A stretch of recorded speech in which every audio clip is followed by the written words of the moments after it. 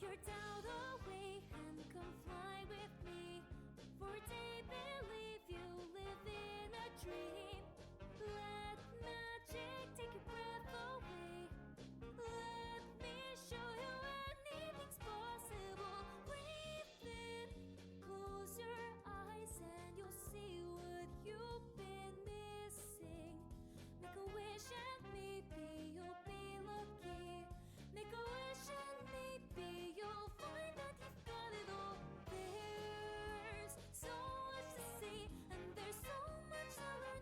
Oh, there's so much waiting. Don't be afraid, 'cause I'm here with you.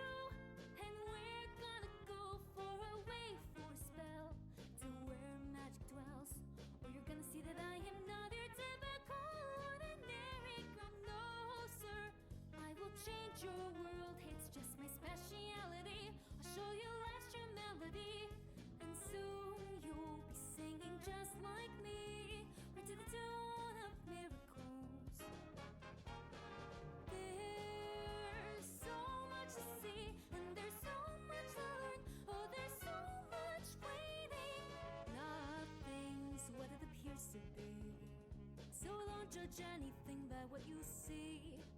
You've gotta reach beyond what you know and give everything a chance. There's a world of wonders waiting. It won't disappoint you, promise you, you'll love it here. You'll never want to leave this place and go back to the ordinary. Just see for yourself, honey, right here. You know you've got it all.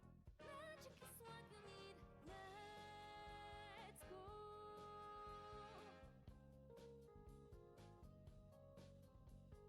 Have some faith. You got to leave disbelief behind.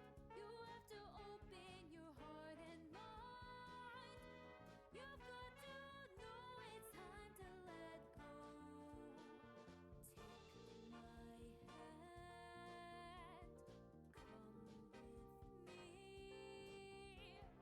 Be amazed, you'll never see this anywhere else.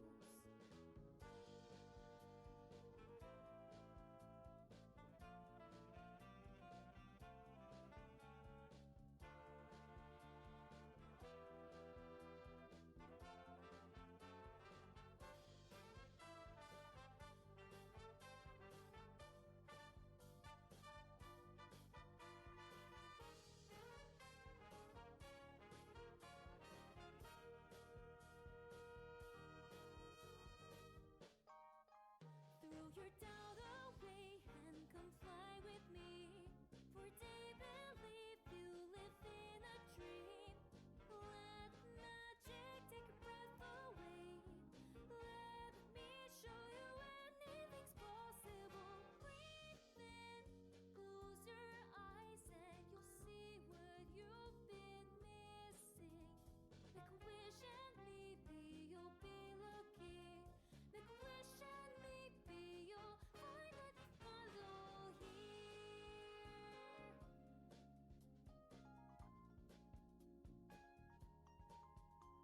Throw your doubt away today. Come and fly with me today.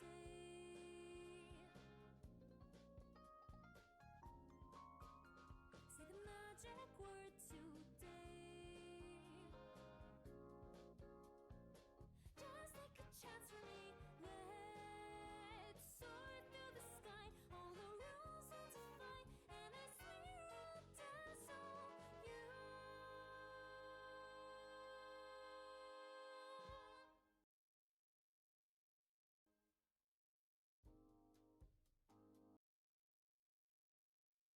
Greatest adventure. Well, I was hoping to, like, play some, like, Ace Attorney in the background, but no! And... okay, we're gonna have that play in the background. Hello, everybody.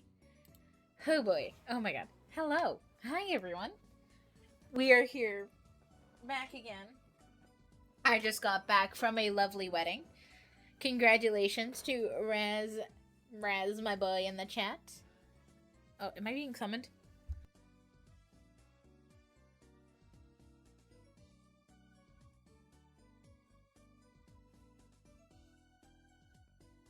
Hold on, give me like 2 seconds. Hold on. Oh, fuck, Polly, entertain the chat. Yeah, well, okay, give me like 2 minutes. 2 minutes. Oop, I'm a little late. Yeah, I'm a little late too. Give me like 2 minutes. 2 minutes. Okay, hold on, be right back, guys. Listen to the lovely music while you're at it.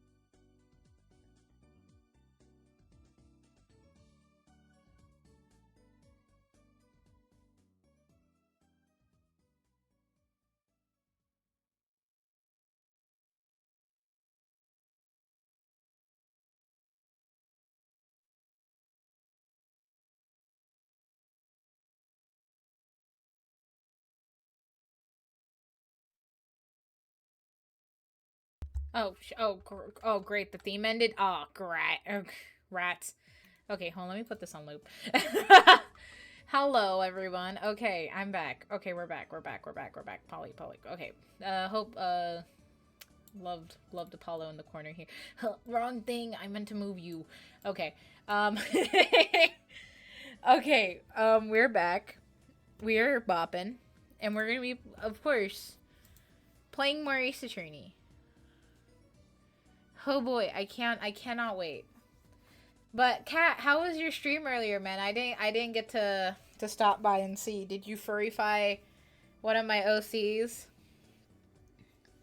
CATBYTE watched 3 consecutive streams this month and sparked a watch streak. Wow, it went really well. Didn't get to draw your OC. Oh, unfortunate. It's okay, man. You'll do it next time, right?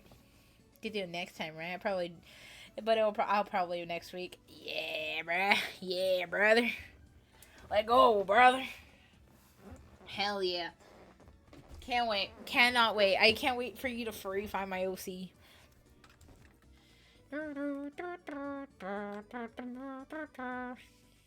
If you want, I can link to the finished canvas. I mean, sure you can. Why not? Hold on, let me pause the theme here because it's gonna play right here when I open the game. Hell yeah! Everyone should go give some love to CATBYTE's Twitter.com post. Okay. We're almost done with this trial, y'all. We're almost done with this trial. We're at the last bit of this trial. So, hopefully, we'll get it done. And then we'll go on to the last case, which the last case is very interesting. So, I can't wait to actually do that one. Okay. Starting off with the bang here with Trucy. I'm hollow. I can't believe it. It really happened during the second act? And right in the middle of Lamoire's performance? The reason why she says she was in the air vent, and that switch and the flaming guitar, when you link it all together, that's what you end up with. I knew you had what? I knew you had what it took. Oh, Phoenix! Phoenix! Oh, sir! Hello! Phoenix... Hello, Phoenix, right?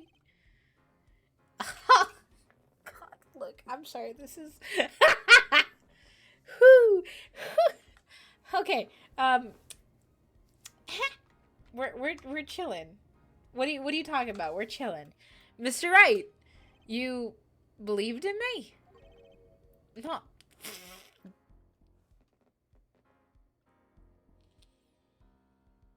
Such an asshole. He's such an asshole. Ouch. Ouch. Ouch. That hurt. That hurt me. Huh? I just Thought that'd make a cool entrance then. Say hiya. Why do I even bother hoping? He just wants love! This little baby boy just wants to be loved. That hat Phoenix has, it was knitted by Trucy. That's why he wears it. He doesn't even like it personally. He just, because Trucy made it for him, and so he wears it. L hat, get your L hat out of here. Leave the hat alone. Little Trucy made that hat. It's a good hat. Leave him alone, man. The hat did nothing to you. But anyways, nah, okay, like, he's such an asshole. This Phoenix Wright is such an asshole. And I don't know, maybe to me that's kind of the charm of it. But, ouch. By the way, Apollo doesn't have, like, a specific birthday. Phoenix Wright, they actually figure it out what his actual birthday is. Well, Apollo doesn't have a birthday, so my small little headcanon is that he's born in July. Early July. And aka he's a Cancer, and so he just took an emotional blow. That's just my little headcanon. It ties to his personality, to, like, how he reacts to things personally. I like it a lot. You haven't been coming to the office at all. Ah, sorry about that, Trucy. I'm on a secret mission. Secret? You mean, like, you're undercover?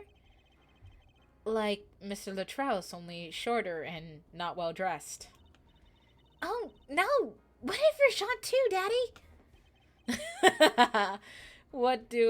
Would I do a thing like that to you? Oh, yeah, you got hit by a car. You got arrested for murder. You got hit by a car, shot 30 feet in the air. He's got accused of murder multiple times. Phoenix, are you sure? Anyways, I'm off for a while again. Huh? You're leaving? Oh, one thing before I go. What? Good luck. Don't good luck me, sir. Get out of here with your half-lidded eyes looking ass. Right. He's so stupid. Is that all you came to say? I think you have things pretty much under control. You'll get Machitobe off the hook, no doubt. Yeah, but you're after that detective, aren't you? Darian Crescend. It won't be easy proving he did it, especially not under the current court system. The current court system? What did Prosecutor Gavin say during that trial? Your case is based off one fragile assumption, namely that our Diva Divine is telling the truth. But what about that proof? The brooch? The switch? A piece of jewelry and a lyrical blunder. There's a plenty other ways to explain those things. The flaming guitar too. All because you lack definitive proof of their connection to the case. But if the sultry songstress is lying, your case melts like butter in a frying pan. Oh, hello. Hi. Get out of here, please. Hi. Boop doop doop doop doop doop. Thank you. No need. I'll be fine without the follow boost, thank you. I appreciate it though. Leaving behind the faintly sing scent of failure. So, what do I do? Like I said, good luck. And be aware that it will be impossible to prove his guilt by conventional methods. Ugh. Oh, that reminds me. I have something to give you from our detective friend. Detective Sky? Emma? Let's see. This bag of snacks here was meant for me. And, here it is. What? What are those, Daddy? They don't look like very good snacking material. They're found at the scene. Analysis says this fragment traces of gunpowder. Gunpowder? Probably a firecracker or something like that. Like the ones kids are into these days? These fragments were found under the sofa at the scene of the crime, actually. Under the sofa. Hey, Apollo! That's where we found the little device thingy. Right, this. Well, finally some evidence that makes sense. Wait, so what is it exactly?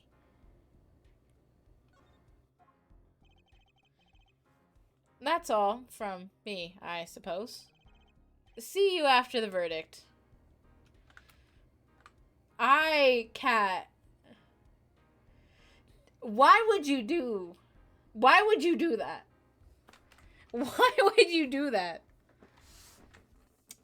Okay, guess a cat at banning Cap. No, I'm joking. I'm not gonna ban you, dummy. That's crazy. Imagine. Why? Prices are lower than any competitor. The quality guaranteed to be the best. Flexible and conventional. Convenient order management panel. Chat panel. Everything in your hands. A huge number of custom settings too. Go to CATBYTE. Literally nerd emoji ass message. Hey, hello. Hi, welcome. Welcome in. We are not even at the trial yet because Phoenix here is giving us some information. See you after the verdict, maybe. Right. He's such a I can't. This Phoenix is such a red flag crush. He's such a red flag crush. Not here right at the end of the stream for once. Woo! Hell yeah. Yeah, I started a little later too, so I'm probably gonna be streaming a little longer. But also, like, he's such a red flag crush. This Phoenix. No, every other Phoenix is like perfectly very green flag. You're waving a green flag. But like this Phoenix in general is such a like red flag crush. This man screams fucking red flag. Him hobo looking ass, unemployed looking ass, asshole looking ass. Man, it literally has no redeeming qualities to him whatsoever. And it's not... Hobo Phoenix is such a red flag. Every man has an igniter inside him. Excuse me? Find Darian's igniter and set it off. And he walks out the door just like that. Just like a magician, normally. He's such a red flag. He's such a red flag. Leaving his poor 14-year-old daughter and some 22-year-old lawyer to go handle a case. No conventional methods? What does that mean? I guess we have to take his advice and hope that it makes sense when the time comes. I guess. Well, we're almost at the finishing line. Hang in there, Trucy. This is... Okay, we're back to trial. We're back to trial, y'all. July 10th, 1:55 p.m. District Courtroom number 3. We got Clavier, Trucy, and Apollo.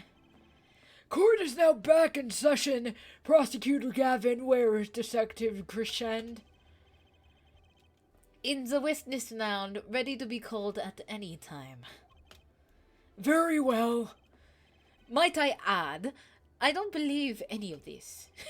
Darian was the first detective I ever worked with. We stopped working together when he moved to Criminal Affairs Division 3. But his guitar playing, it fires my imagination. That's nice, but it has nothing to do with the matter at hand. Correct? Oh, I know, Herr Forehead. Very well. Call the final witness to the stand. Detective Darian Crescend. He looks so stinky. Name and occupation, please. Darian Crescend. Detective, Criminal Affairs Division 3. That's the International Affairs Division, for those who don't know. And I'm the guitarist of the Gavineers. Maybe you've heard of us?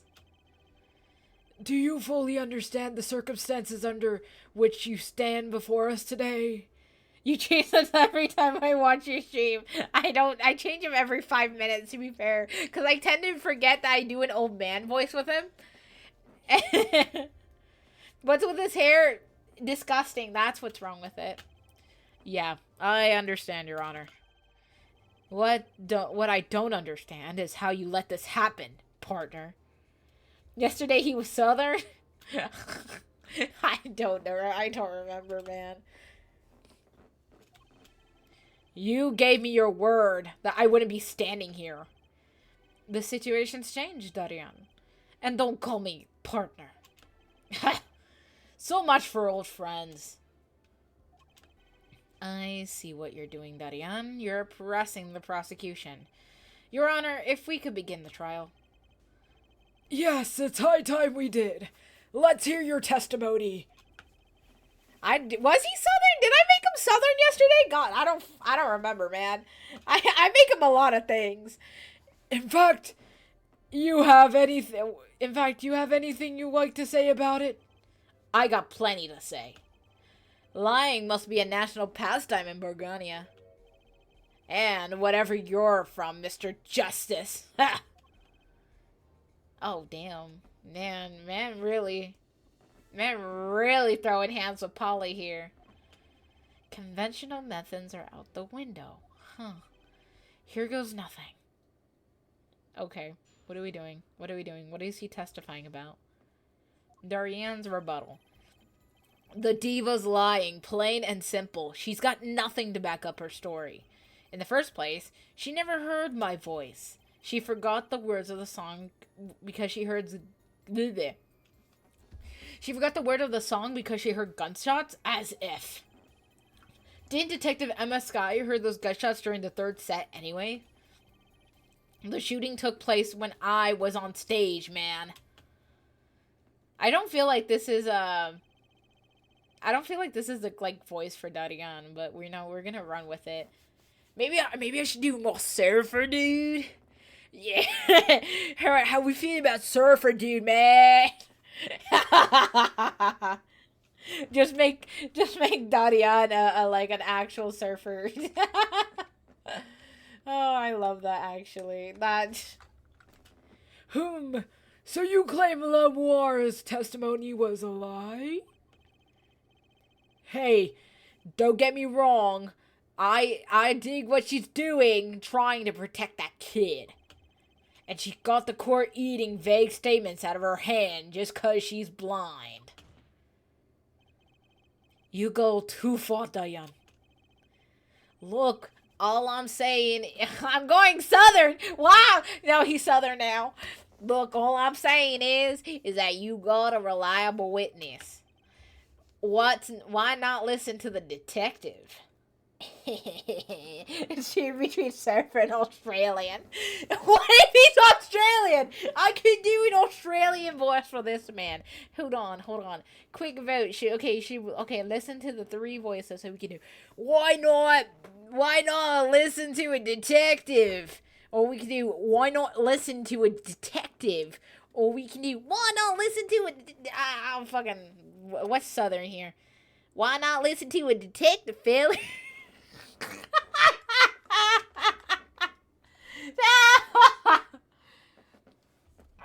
How are we feeling? Are we feeling Australian? Are we feeling surfer? Are we feeling Southern today, Phil? I might be pulling out those Southern roots. I mean, if you think about it, I'm technically Southern. Am I the right Southern? No, but we're Southern. I'm sorry. I disappoint all of you on a daily basis. I disappoint myself on a daily basis at this point, chat. Okay. Detective Sky, I see. Mr. Justice, you may begin the cross-examination. You ain't wasting time finding our weak spot. I can't do this with Lamar's testimony alone. I have to find some other way to prove that when the shooting took place.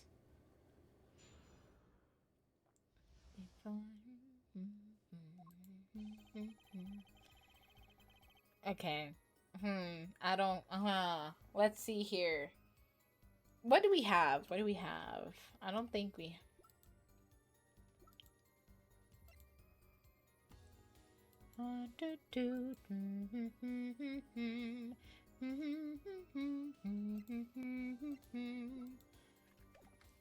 Okay, let me just push him. Let me push him, see if that does me any. You don't have any proofs that...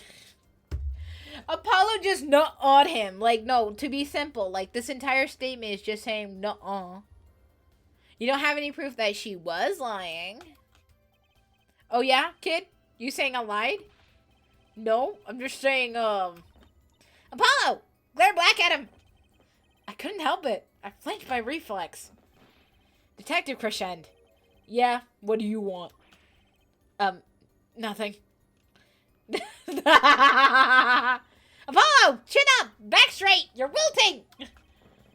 This guy's hard as nails. He makes walkie look down like cooperative. Look, there's no way the diva remembers my voice. In the first place, she never heard... Why do you assume that she just never heard her voice? You never talked to her, even though you were playing in the same concert? Not a word, as far as I can recall. But weren't there planning or something like that? Gavin took care of all that himself. Darian wasn't involved in any of the meetings with her. Ugh. As if you can go around remembering everyone's voices like that anyway. Only an idiot would believe that. Lamar's hearing is very sensitive. She could remember him if she heard him. I'm not sure if I can just prove that, but I need proof.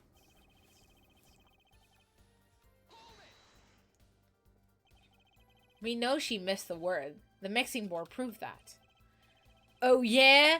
There was a mistake, but blaming the gunshot is just a lame excuse. What do you mean? The mixing board proves what? It proves that there was a mistake in the song, a miscue. Editing clips on mobile is hard. Did you clip? I mean, yeah, it is, but like, oh god, what did you clip? Ah, god, that's scary. The mixing board proves what? It proves that there is a mistake in the song, a miscue. So, she just flubbed it big time, that's all. She spins that story about a gunshot to protect the kid and cover her own goof. Man, I'd have to hand it to her if she wasn't sticking it to me at the same time. Darian, watch what you say. Lamar is an artist. She just flubbed it? That's no small accusation of a performer of her caliber. She got you too, alright. I could see it in your eyes. I'll tell you most of the stuff is just pretentious in its way over my head. I'm detecting a rift between the Graveneers' ranks. Anyway, she is too close to the defendant. Her testimony cannot be trusted. You ask me, I'll go with Detective Sky's story and drop of a pick. Didn't Detective Emma Science say...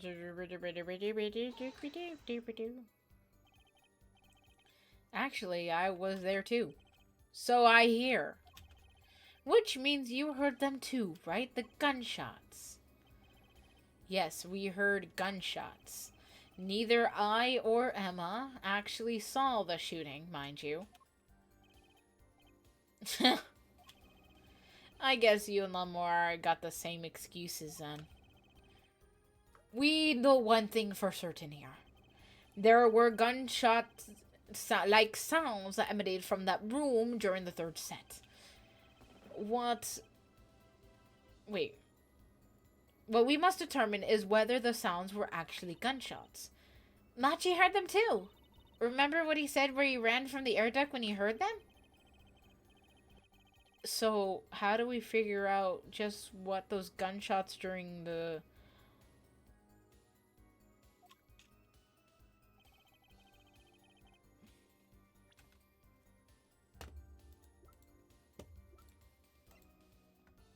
Guys. Guys. Guys. Wait, so this was the gunshots. It's a firecracker. We can't prove it's a firecracker, but it's what? Please someone raise their hand. Tell the class what exactly. Firecrackers kind of sound like gunshots. We've all heard firecrackers. They sound like gunshots. Wait, am I? Hold on. There's no way, right?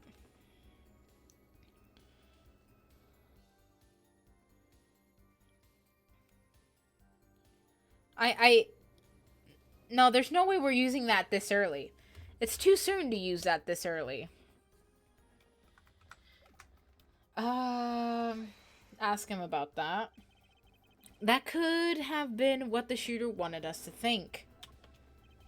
I'll tell you what the shooter, that kid, wants us to think. Yeah, just find him dead on the... Nah, to be fair, this man's kind of kooky, kind of crazy, kind of... I'll tell you what the shooter, like, he wants you to think that the diva heard me in that room. But, bro, good morning, Argus. Hello. My god, we're in the middle of this trial. We just started, so you haven't missed much. I'm back to relying on Lamar's testimony.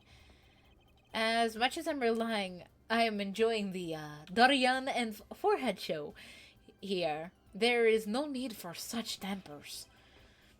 Don't make us into some kind of comedy duo. This means Gavin and Dorian show's cancelled. Neither of your claims can be proven or disproven. We could argue for days like this, get nowhere.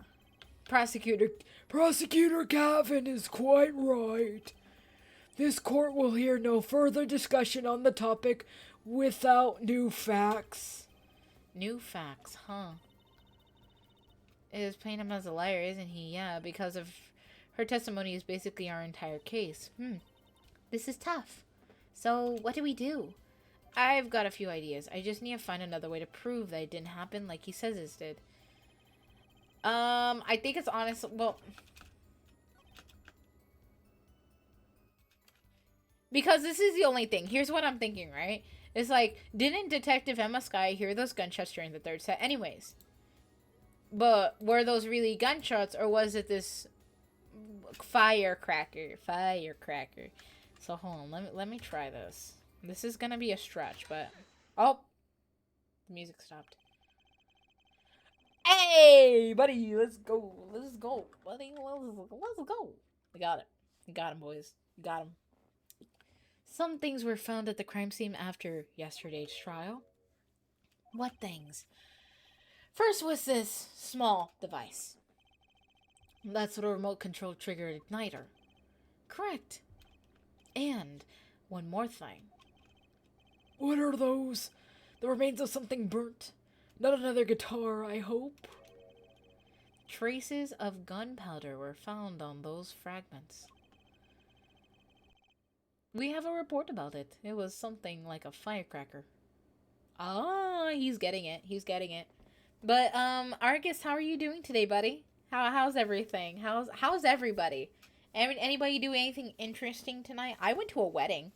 That was fun. That was for our lovely dear friend, Raz Brizzle. I don't know if he's still in chat, but I'm pretty sure he's spending time with his lovely new wife. I met her today. She was awesome. And they had amazing food. But that's what I did today. I hope everyone else had a lovely day, evening, night, you know. How did Gavin know about this? What? You think Detective Sky works for you? I'd received this report this morning before coming here. That's when I made the decision, actually.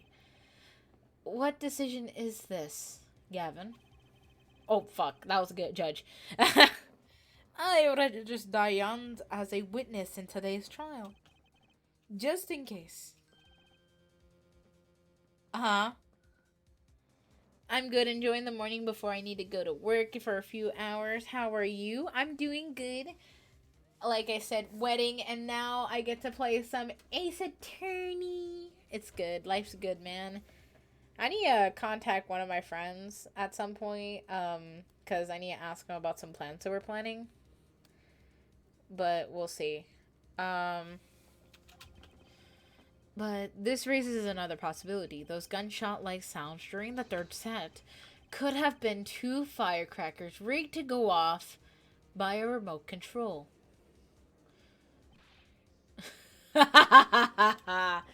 You got an active imagination, don't you? But you shouldn't say every little thing you think. Your explanation there seems a little too convenient to me. How so? So you're saying these firecrackers just happened to go off right when the 2 witnesses came by walking? That's right! Diane was out on the stage when it happened, Apollo. How... Oh, wait. How would he know someone was backstage? The little earpiece. No, wait, but he didn't have his earpiece. If a firecracker goes off in the if a firecracker goes off in the forest and there's no one to hear, you know, you get my drift? Why go through the trouble, man? Urgh! How do I explain this? He may not look it, but Darian's a gifted detective. Show any weakness and he'll sure find it. He may look at it, partner. He may not look at it, partner. Jeez. Thanks, man. That reminds me. He happened to pass through that very hallway several times a day myself. And I saw something odd just before the third set. Something odd. A headset. The kind that all the band of the staff members were wearing. That's right. We picked this up at the front of the door of the dressing room. What if the headset wasn't dropped but placed? And if it was turned on? You could hear what was going on in the hallway. Even if you were out on the stage. Oh shit. Oh shit, Gavin's fucking throwing hands. Pfft. Whose side are you on, Gavin? Listen to me, Darian. There are no sides in the court of law. Which is why I now turn to you, Herr Forehead. I have question for you. Huh? For me? The igniter and the burnt fragments were both found at the scene of the crime. It's certainly a possibility that there were part of the rules of a fake sound of gunshots. Throw the headset from the hallway and into the mix and you could fabricate an alibi. But we're still no closer to proving anything. Those gunshots might have been real or fake, we can't say. Ugh. You've raised the possibility that the shots heard during the third set were fake. Now you need to prove the other half of the case. The other half? Cat, what did you send me? Ma'am! Ma'am!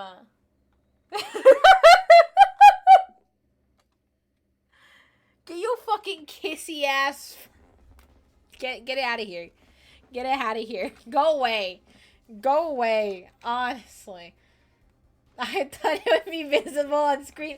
Why would you want that to be visible on screen? No! Why? Why do you want that to be on screen? You're so mean. God, Jesus Christ almighty. What the heck? No, secret Ace Attorney lord. Really? Really? Look, I'll just tell him. What? He wants you to prove that the thing went down the second act? While our little piano player was on stage? That's right, Gavin? Indeed. If you can't prove that. Then to continue this cross-examination would be pointless.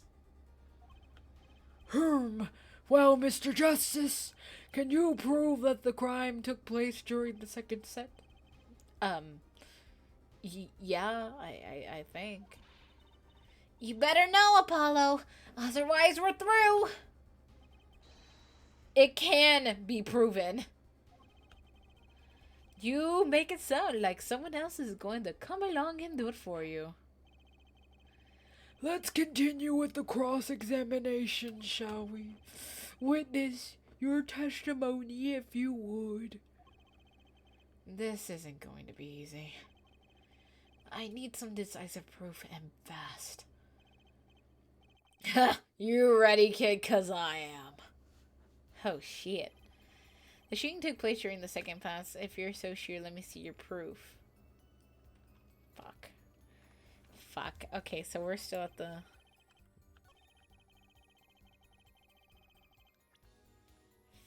Fuck.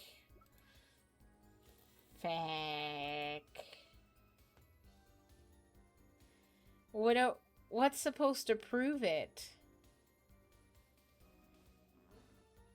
No, but deadass, what is supposed to prove this? I don't necessarily know here.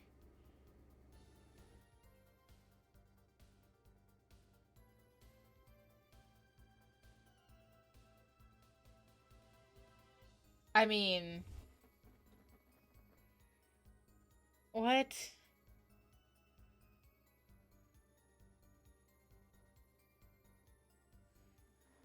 I don't know what we're supposed to do here. What am I supposed to prove? No, I don't think it is. Well, not the guitar. That doesn't make sense. The only thing I could possibly think of is probably like the sound. Maybe there's key. Hold on. Oh, that worked. Oh, it seems there was clear proof left behind. Right here in L'amour's song. Her song? What exactly is this, Device thingy. A new variety of gramophone, perhaps? Come on, we just used this. Don't get me started on a gramophone. This device was used to record the performance part by part. Bart. You move the sliders and adjust the volume. Instead of the instruments of adjustables separately, L'amour's voice included. Ho ho! But what does this prove? According to L'amour's testimony, at the moment of the shooting, she forgot the words of the song. Ah, you intend to examine the recordings of that moment, Sha? We might hear those gunshots. Exactly. Oh, shit, Apollo big braining? Ha! Ridiculous. How are you supposed to hear gunshots back in the dressing room? Wait, Gunver back in the dressing room on the stage. Have you forgotten, Darian? We're all wearing these headsets. Oh. We were all deeply involved in our performances, but L'amour's headset would have picked up what she heard at the same time. Then let's analyze that recording. Right now. Oh shit. Find the spot. Okay, so we have to find the little spot. Okay.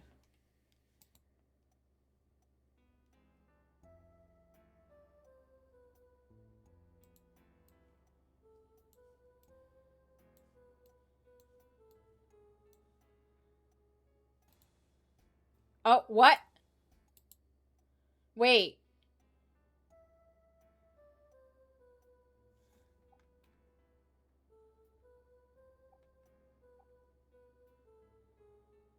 Wait, actually.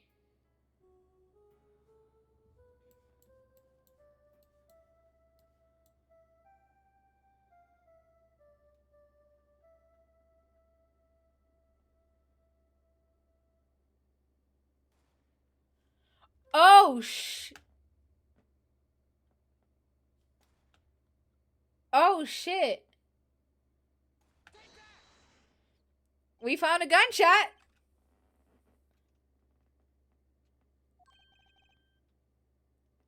We found a gunshot. Holy shit, I hear nothing. How is this possible? Wait, isn't the charge hard of hearing? I can hear just fine, thank you very much. You heard my thinking? I saw what you were thinking on your face. Herr Judge, hearing aside, I too heard nothing, leading me to believe that there was nothing to be heard. I guess that's the wrong spot. What?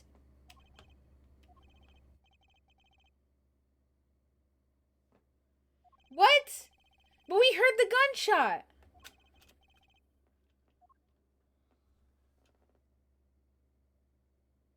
But we just heard the gunshot.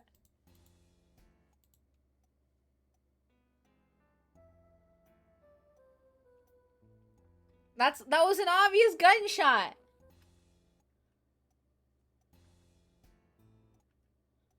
So I'm assuming.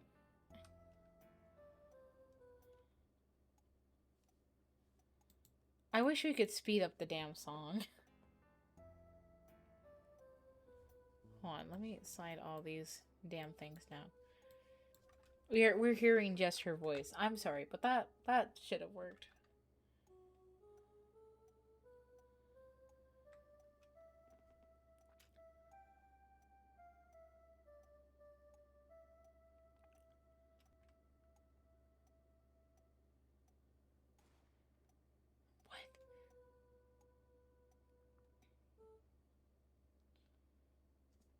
Hold on.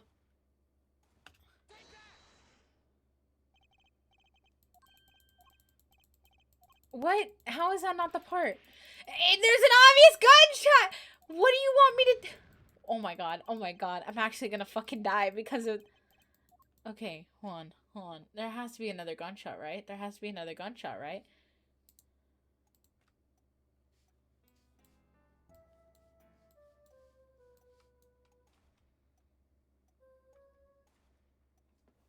Oh, that's an...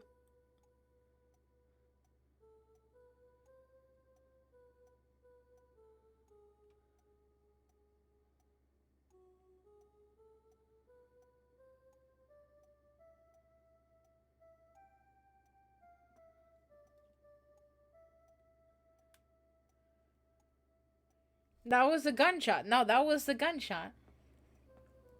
Okay. Oh, maybe I just need I need a... Oh. Hold on. Maybe I had to... This is... Oh, I pressed the wrong button.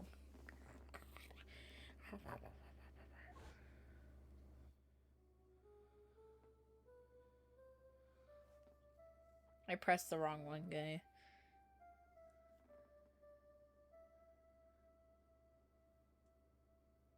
I pressed the wrong one.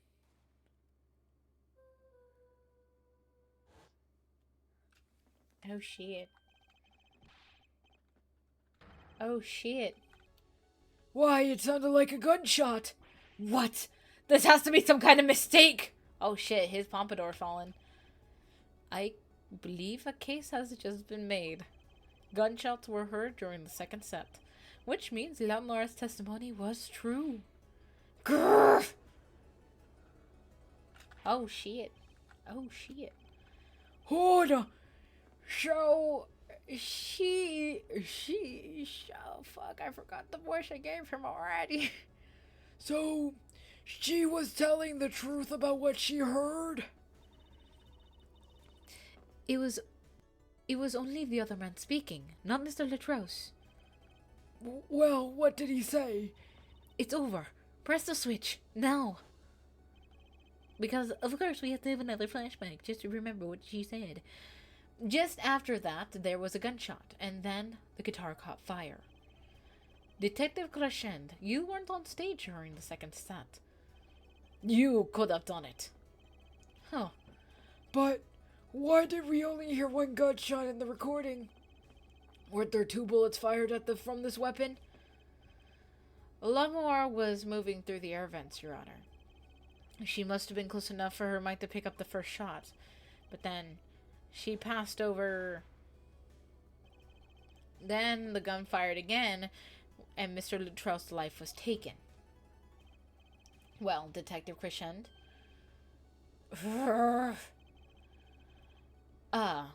Once again I am reminded of something. Oh? Our performance that day.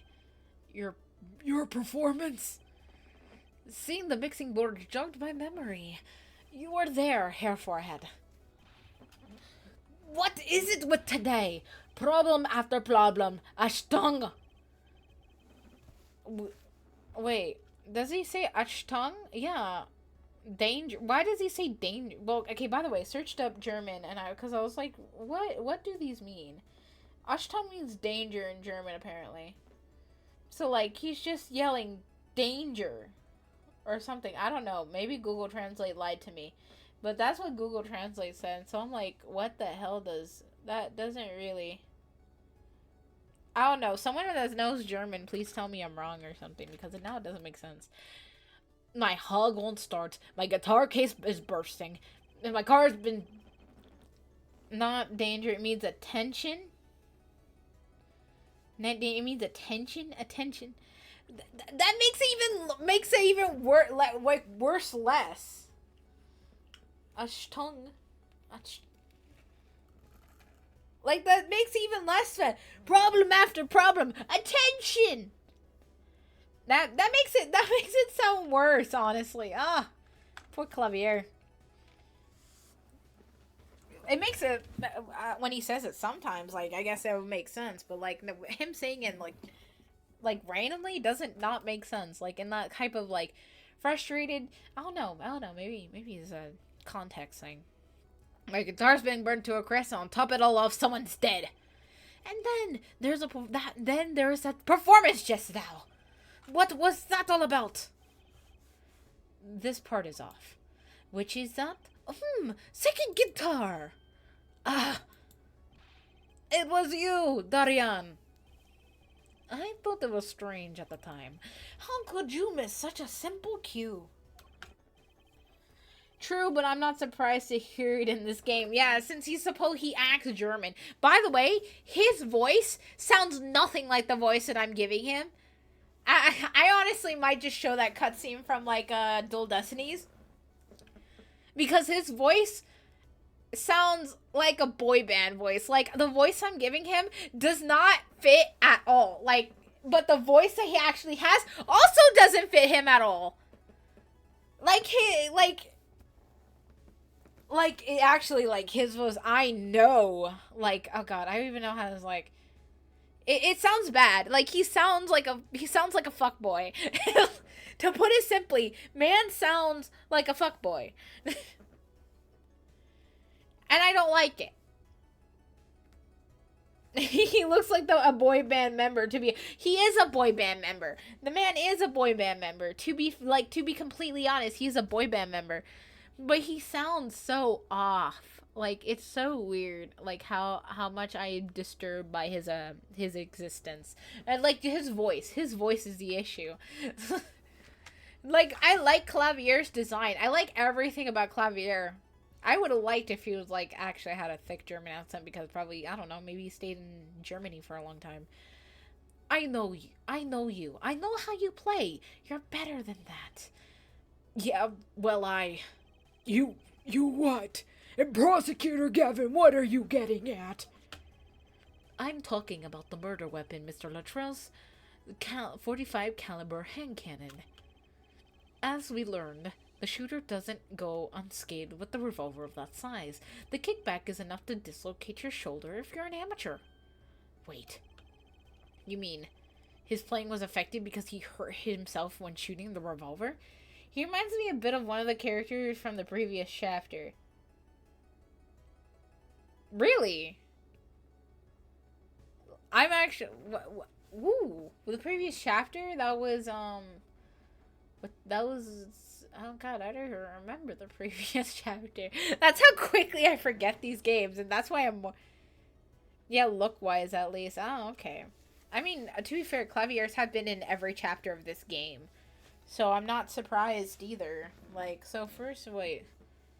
Yeah, and this is the third case. So, like, yeah, the last one was Walkie and Mr. Eldoon's Noodle Stand. Yeah, he's in every chapter. This guy's in every chapter of the game. He's the main prosecutor. So he's basically the main guy we're facing the entire time.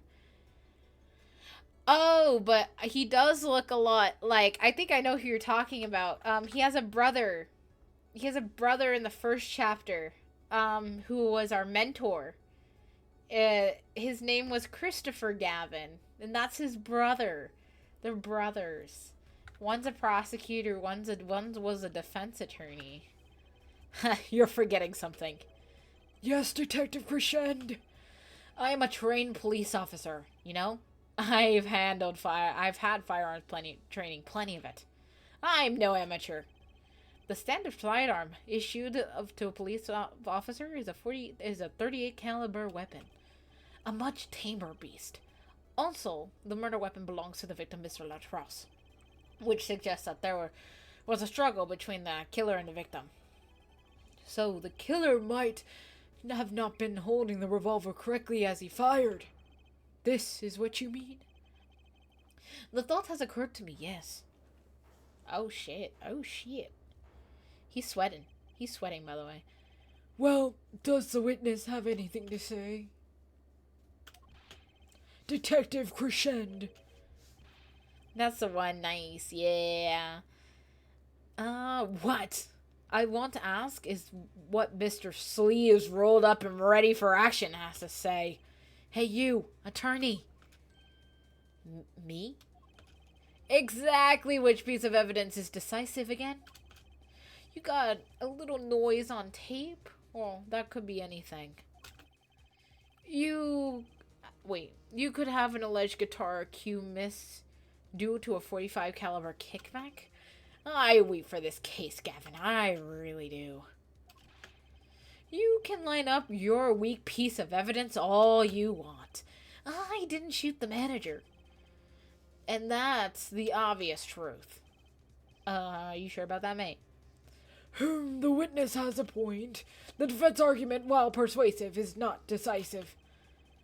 I believe we should hear the witness has to say in response to the case so far. Your testimony, please, Detective Crescend. Time for the killer to accuse you of being stupid, section. Happens every case. Every case. No, without failure.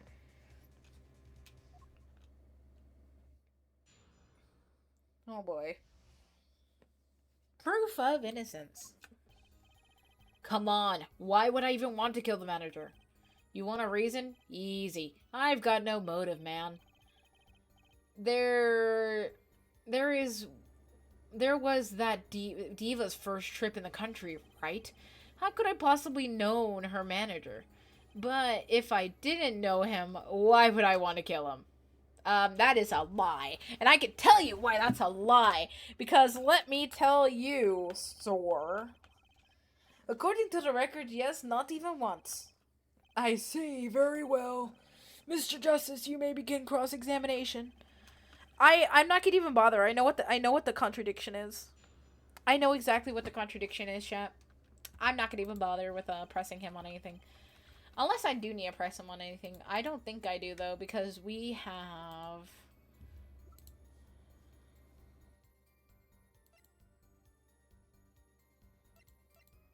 Do we have the proof showing that he was...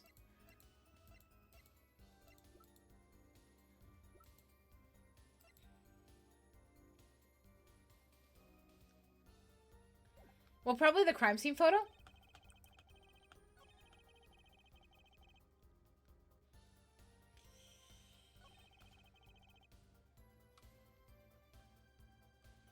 Do I press him? No, I'm gonna show the crime scene photo because I feel like that's it. Because that's where we got the number. Nope, that's not it. Your Honor, this statement. Okay, never mind. That was an oopsie doodles. Okay. Whew. Okay. I thought, okay, now I'm a little scared. I swear to God, I thought it would mainly because, like, he's, why wouldn't he know him? Like, or at least he would probably know that he's coming around because of the fact, he's with the international people. Hold on, let me press him on it. So you didn't fraternize with him at all during the concert? Fraternize? Huh. I don't think we exchanged a single word. Not as if anyone would want to talk to the old Eastern blockhead. Now, the ladies. That's a different altogether. So, you see... I genuinely think that no, man, that has to be it. Like, him... The whole thing is that he was an agent...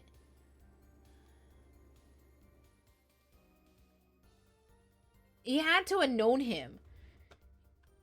If I didn't know why... Well, let me push him.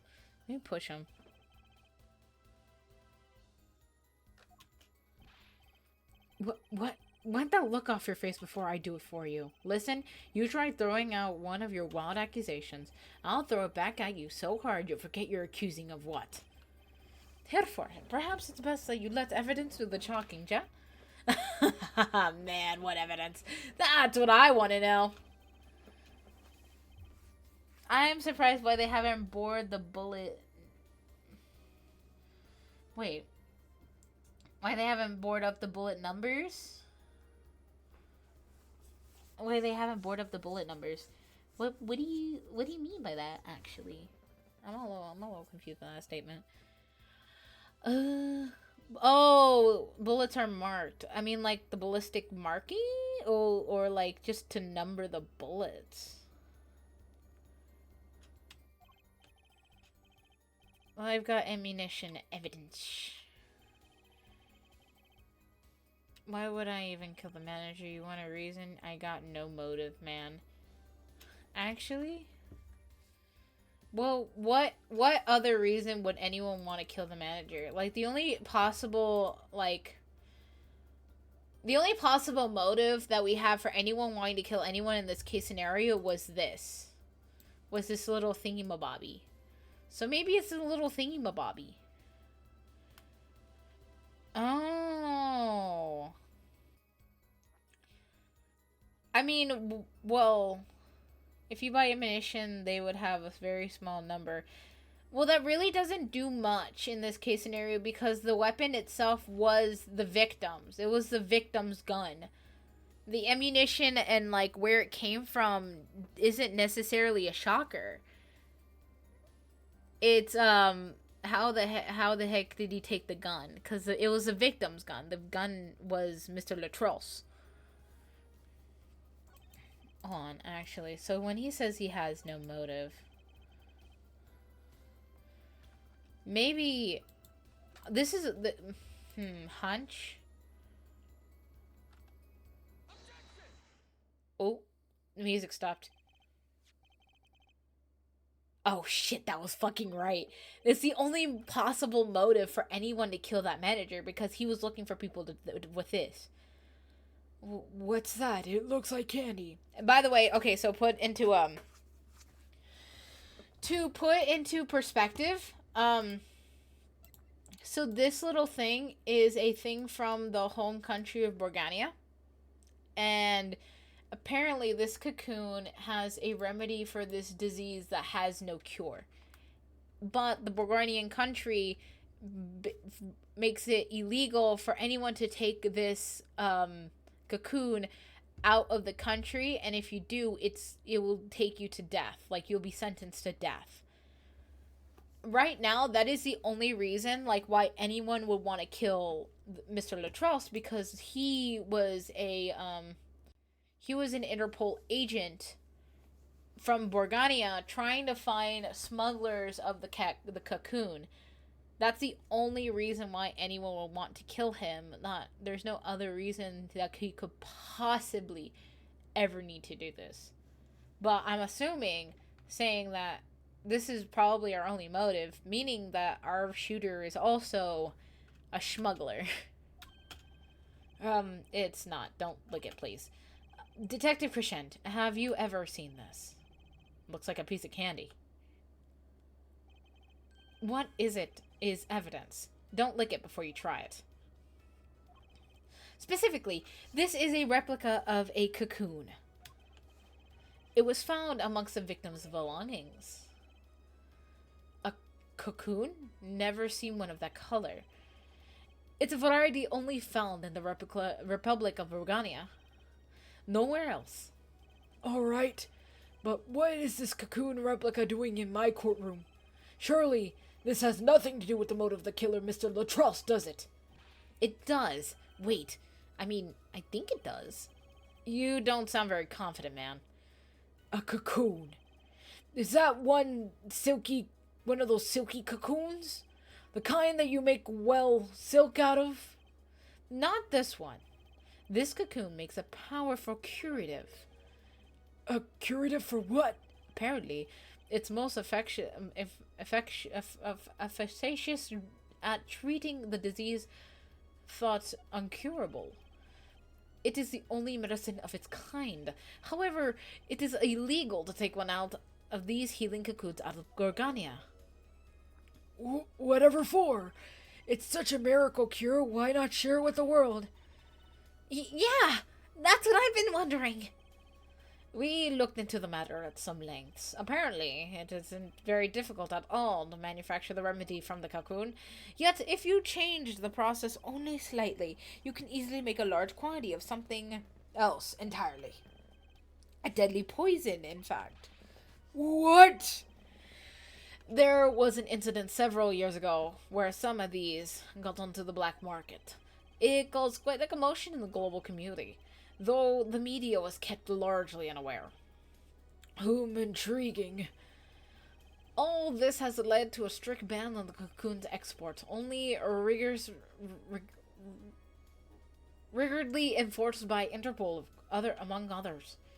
Interpol. Right. The victim, Romian Latrosse, was an Interpol agent. The detective Crescent, you insisted the man referring to him as a manager. But this is misleading. Romain Latrosse wasn't killed as a manager. He was killed as an undercover agent. So I was trying to smuggle that gumball into the country? That's what you're trying to say? I'm saying that you could have well had a motive for the murder. Oh, so I'm going to sell it to the black market and make myself a pretty penny? Ridiculous. I mean, totally unthinkable. Unthinkable, you say. Why? Perhaps it's time for another testimony about this smuggling cocoon business. The smuggling cocoon. International Affairs got a memo about these cocoons. Do I have a blister on my foot?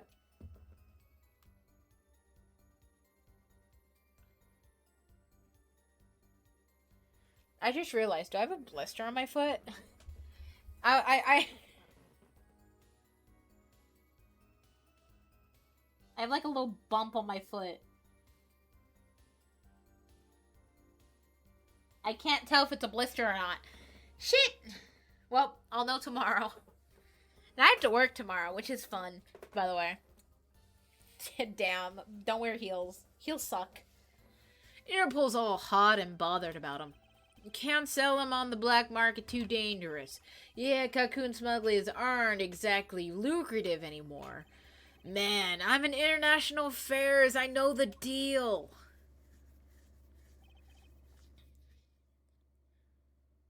Wait, he just contradicted himself.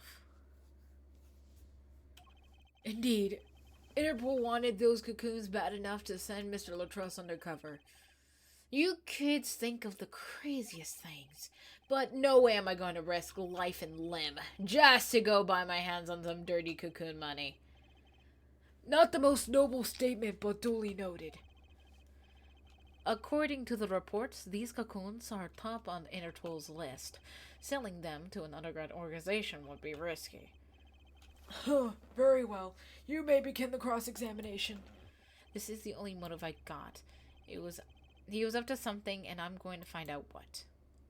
Oh my god, okay. Oh, this entire testimony.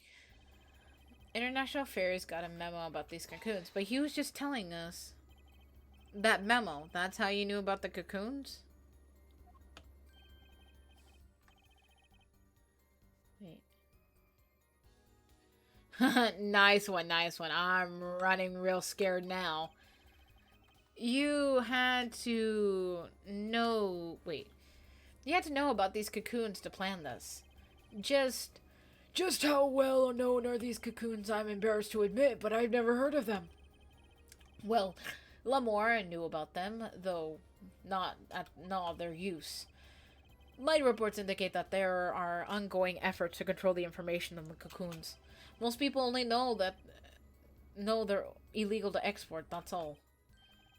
Then I've nothing got to be embarrassed about. You could say people like me who know about them are a minority. But that includes everyone else in the international affairs, man. And everyone in the Interpol, too, for that matter of fact. Yeah. Interpol's all hot and bothered about them. So, there are other Interpol agents like Mr. Latrous all over the world. Likely deep undercover, most of them. That's why these cocoons are too hot for the black market. You don't want an Interpol sniffing through your waist. Most come to the conclusion that can't sell them on the black market, too dangerous. Dangerous. Yeah, Interpol finds you, they arrest you on the spot. Or other marketeers think you're part of the sting to take you out himself. Ooh, okay. Times have changed.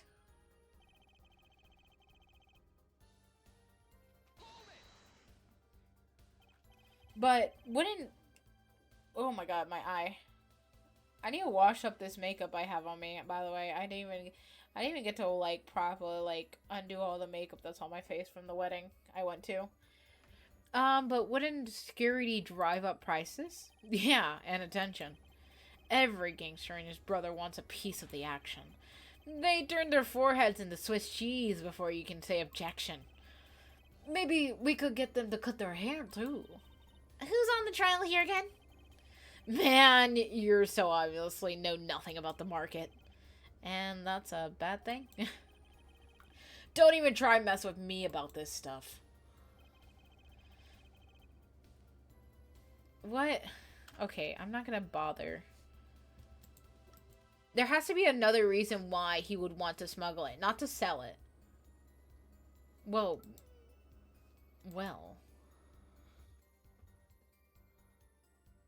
maybe. This is the only other reason that why would anyone risk the Chief Justice's son? Who is the Chief Justice's son, though?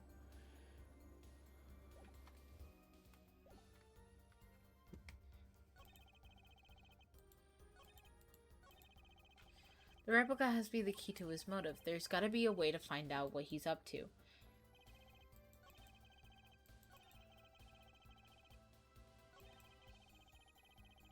Well, he's not trying to smuggle him to sell. That's what I'm thinking.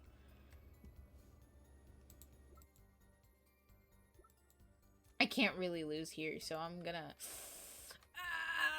go for it. Oh, that worked. Oh, that worked. Why not? What? Huh? Wait, what?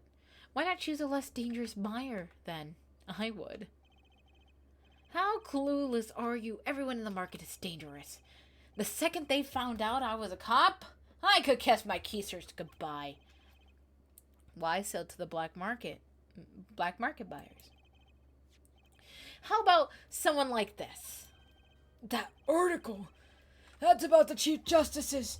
A deadly poison that can be extracted from the cocoon, but so can be a cure. But not a cure of just any disease. A cure for Curtis. In Curtis? I've heard of that somewhere.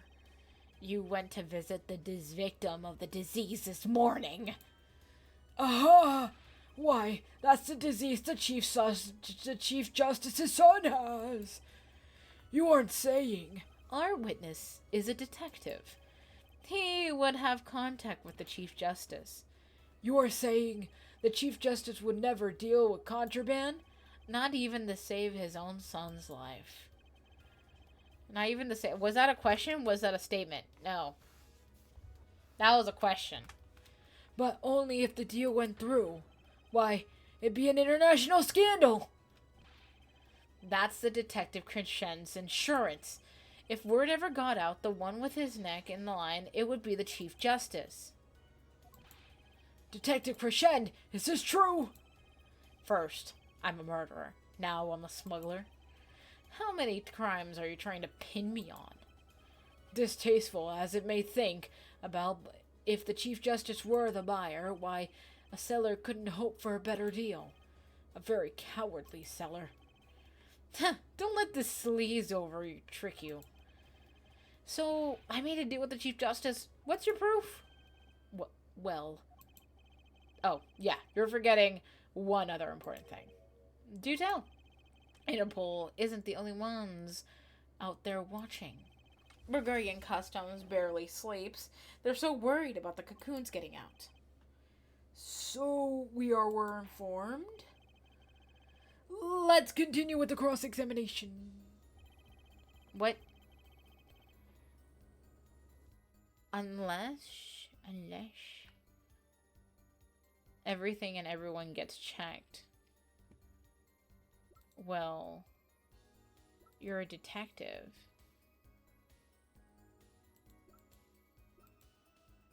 Well, you're a detective. I mean, wouldn't that grant you some type of immunity?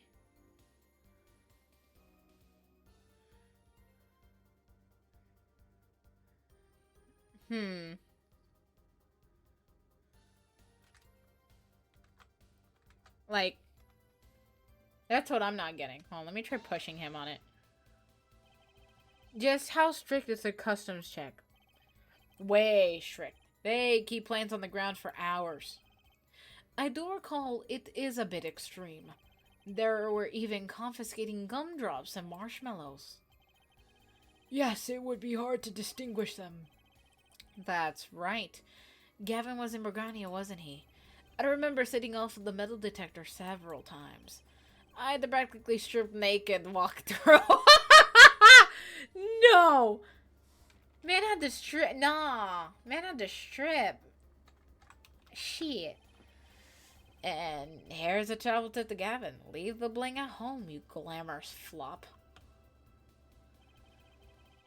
The cocoon's possessions, you get arrested and sentenced to death.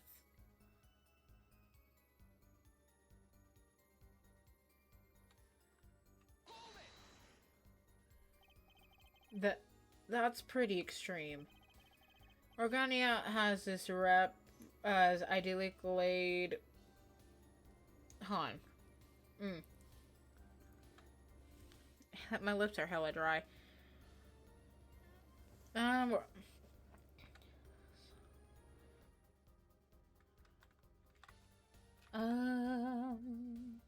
would have a giant problem at those boards. Dude! Why would you have a giant problem? You have, like, metal in you? Dude, that would suck if you had, like, metal, like a metal implant, like, for a shoulder or something, like a rotator cuff. Or any type of metal, like, metal in your body. Oh, God, just imagine, like, the absolute annoyance that would be. Borgania only has this rep as idyllic, laid-back place. Truth is, they're beyond hardcore with security. The Republic of Burgania is a peaceful, pleasant country. So this level of security shows us how truly concerned they are about these cocoons. That's the situation.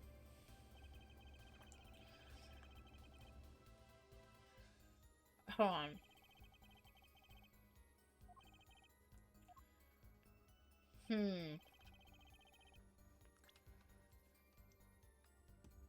What is another? So we have to prove another way for it to get out.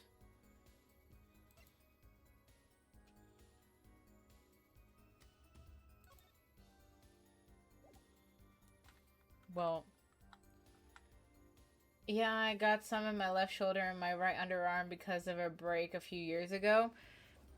Yeah, I can only imagine security for you sometimes it must be crazy. Like, so, like, especially if you have, like, a smaller airport where they only have, like, metal, like, I don't think there's, like, an airport that strictly just has metal protectors nowadays, but I'm pretty sure there's, like, a small little regional airport that probably, just going through metal detectors must really suck. They have to pat you down every time. Yeah, our work security, it's kind of funny. That's funny, dude. That's absolutely hilarious, actually.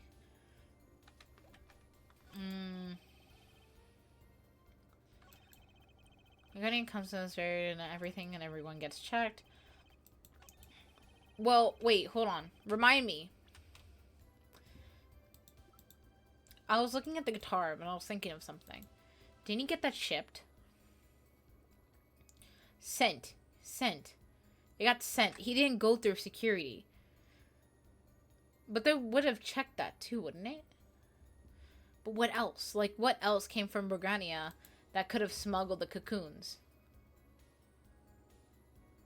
Womp womp. Womp womp? That worked. That's the only way that it got shipped. So he must have shipped something out of Burgania. Oh, the police evidence! Oh my god, actually. Because I remember this. No, and yeah, I meet a lot of people with metal in their bodies, and every time I can just think to myself, it's so relatable, my friend. Yeah, that tends to be the case, especially. Honestly, I feel bad for, like, when I'm going through security with somebody and they're, like, have to they have to go through the entire thing because they can't because they have metal in their body. I'm like, oh, brother. Imagine having to do this every time. That sucks. Actually, there is one way. What? One way to get something out of the country, no checks. What is it? You become a prosecutor. A prosecutor? I don't believe it. Believe it, Prosecutor Gavin. It mostly takes a few minutes when I want to fly. Yeah, it's probably not, like, it's not something that's generally a huge convenience, but it's something that kind of, you know, you kind of get used to after a while, type of thing. Oop, ow. I hit my knee. You probably get used to it after a while after, like, you know, traveling for so long. So I'm not surprised in the slightest, but it is a little annoying. Especially when you work and when you work here at an airport, you should, like, we have, like, the big metal detector or, like, the big scanner, and then you have the metal detector. And I imagine, like, and I don't know, I never seen it happen myself, but, like, if, like, an employee has, like, metal in their body, can they not pass through the metal detector? That's my question. That's a very interesting question for me personally. Good thing is, though, that I work at the same airport I also used to fly, so they kind of know. So they're not, so, like, when you actually go through the scanners, they, like, know, and they're gonna be like, alright, you good. That type of thing. What is it that you told me yesterday at your office? It was a beautiful instrument I played lovingly for many years. A guitar befitting of a woman like Lamoire. How did it end up here? I mentioned how much I enjoyed playing it that night, and she made it a present to me. So, this guitar is from Burgania? That it is. We could again, another flashback. Another flashback, please. This game has too many fucking flashbacks. Anyways, the changes in the air and humidity ruin the wood. So, we vacuum packed in Lamoire's studio. I used a special shipping service available to me for transporting evidence. They brought it right to my office for me. Pristine and untouched. Yeah, they know. Last time my partner was laughing his ass off when I traveled to Japan and told me just to go without the metal, go without metal detector on me. Without the. Nah, that's awesome. Not like you would, but like you. Look, that's a little oof. Oh, hello. Hi. What is up? Welcome. I got poked. Ow. Why are you poking me? I don't know. Why you gonna poke me? Was it a light poke or was it a hell? How am I? We're doing great. We're getting to the meat of this trial. We're trying to accuse this man of being a smuggler, so that we can get our guy, who also is a smuggler, off the hook. But we're trying to put him on a murder. It was a light poke on your arm. Oh, okay. It still hurt. No, I'm joking. Ow, I'm sensitive. Did I get that right? Untouched. Quite. The guitar was wrapped in several sheets of vacuum-packed Vargania. The pack was untouched until the day of the concert. Are you saying that guitar was with cocoons this small to use a guitar as a mule for smuggling out oh my god. Oh, he used the cocoon. And that's why he had the key. To use a guitar as a mule to smuggle the cocoons out of Brugania. What? Which reminds me, Prosecutor Gavin, that guitar had some work done to it recently, right? Work? Good memory, Herr Forehead. Well, you know how guitars have a round hole in the front? It's called the sound hole. Well, they found something attached to the wood inside the hole. A broken device of sorts. A broken device? Lurk? Oh, thank you for the lurk.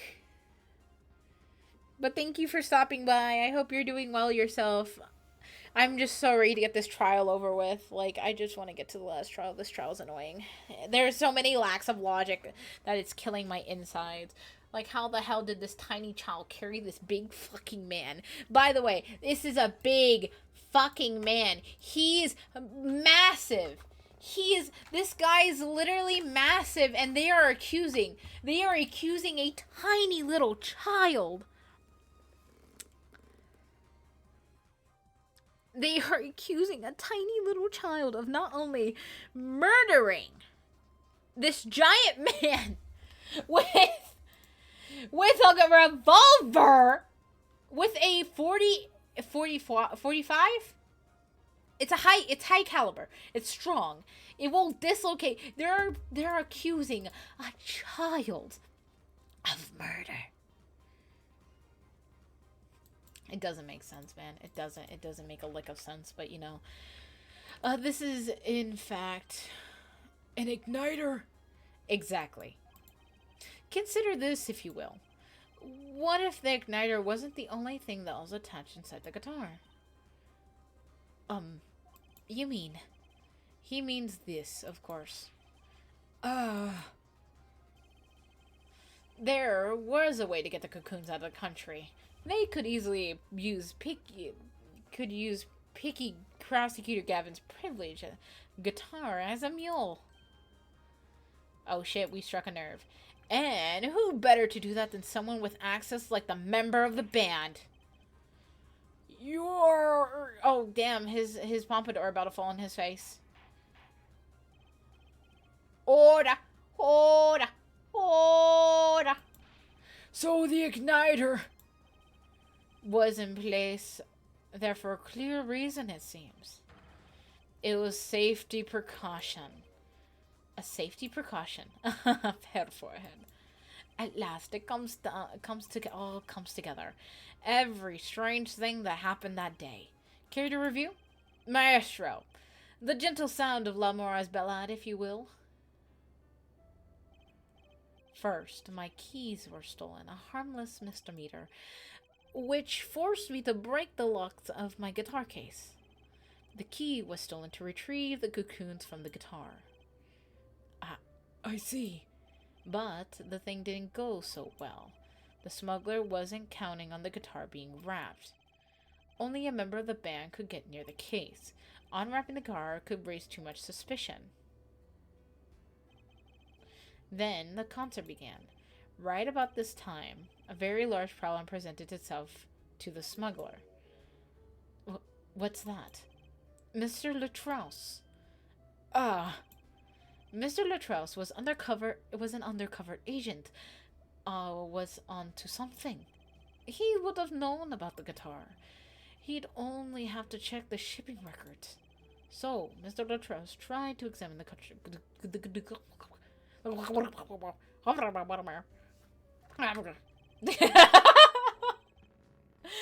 didn't even get to finish the line. This is fine. If the cocoon was confiscated... If the cocoon was confiscated, then the gig would be up. The only thing left to do was the smuggler was to get rid of the whole lot. It's over. Press the switch now. The guitar burst into flames and the cocoons were lost. And then Mr. Latrous died, with Lamora there to witness it. There's your case.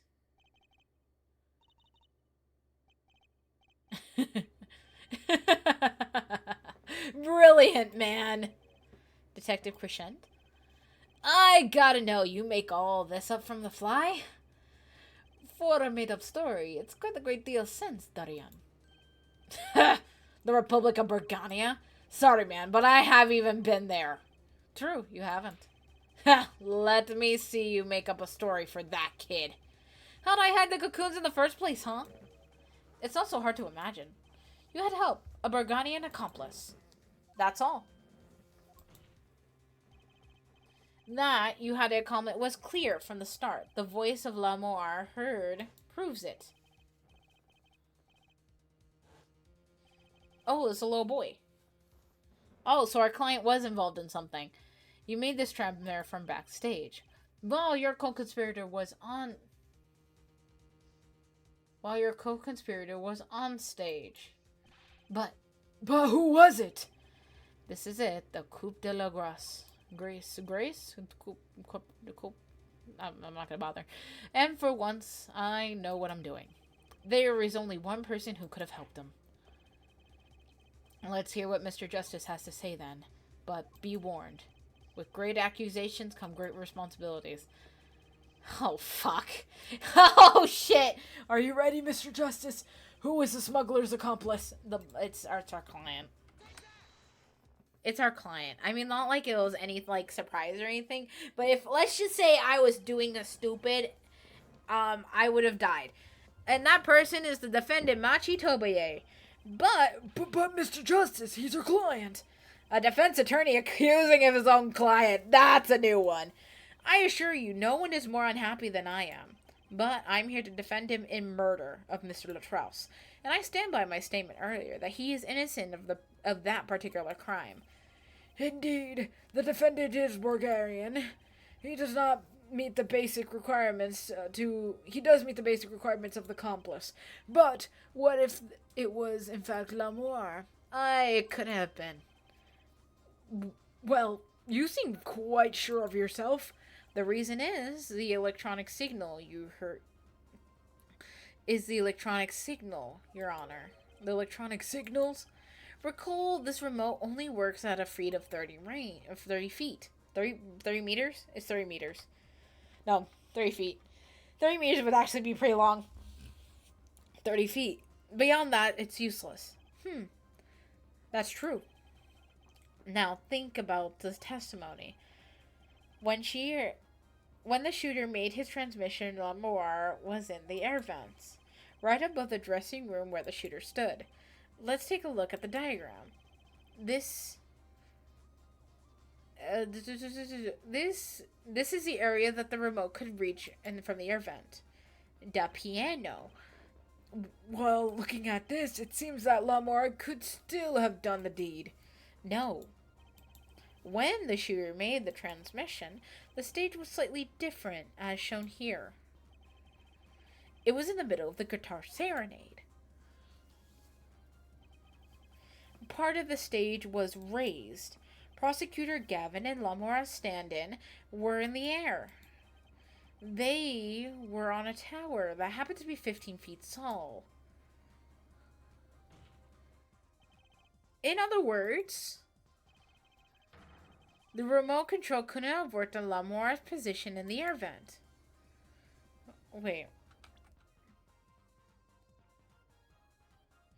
The remote could have worked from Lamora's position in the air vent. Ah. Well, Detective Crescend, what do you have to say to this, Your Honor? Yes, Detective. Could we see the video of Gavin's guitar burn? Just one more time. Well, I don't see why not. What? Don't tell me he has a way out of this. Oh, shit.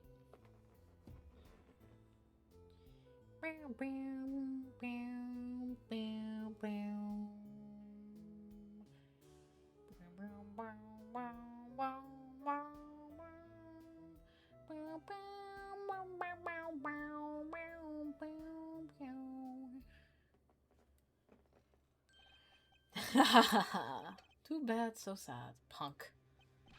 Punk? First, you were sleeves, then kid, now punk. You're losing your rank fast, Apollo. What exactly were we supposed to see in this video?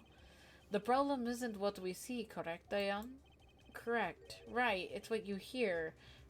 We are musicians, after all. Care to explain for us non-musicians? Sure thing, punk. Let me just yarn straight first. You're saying that I ordered the Wii pianist from the Igniter. That's right. Yes. Well, in order to do that, we'd have to press a switch. Am I right? Okay. Well, take a listen at the... Pay attention to the piano.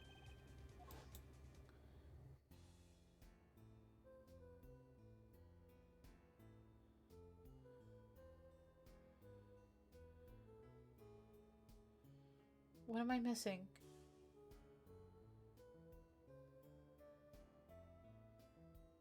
He doesn't stop playing?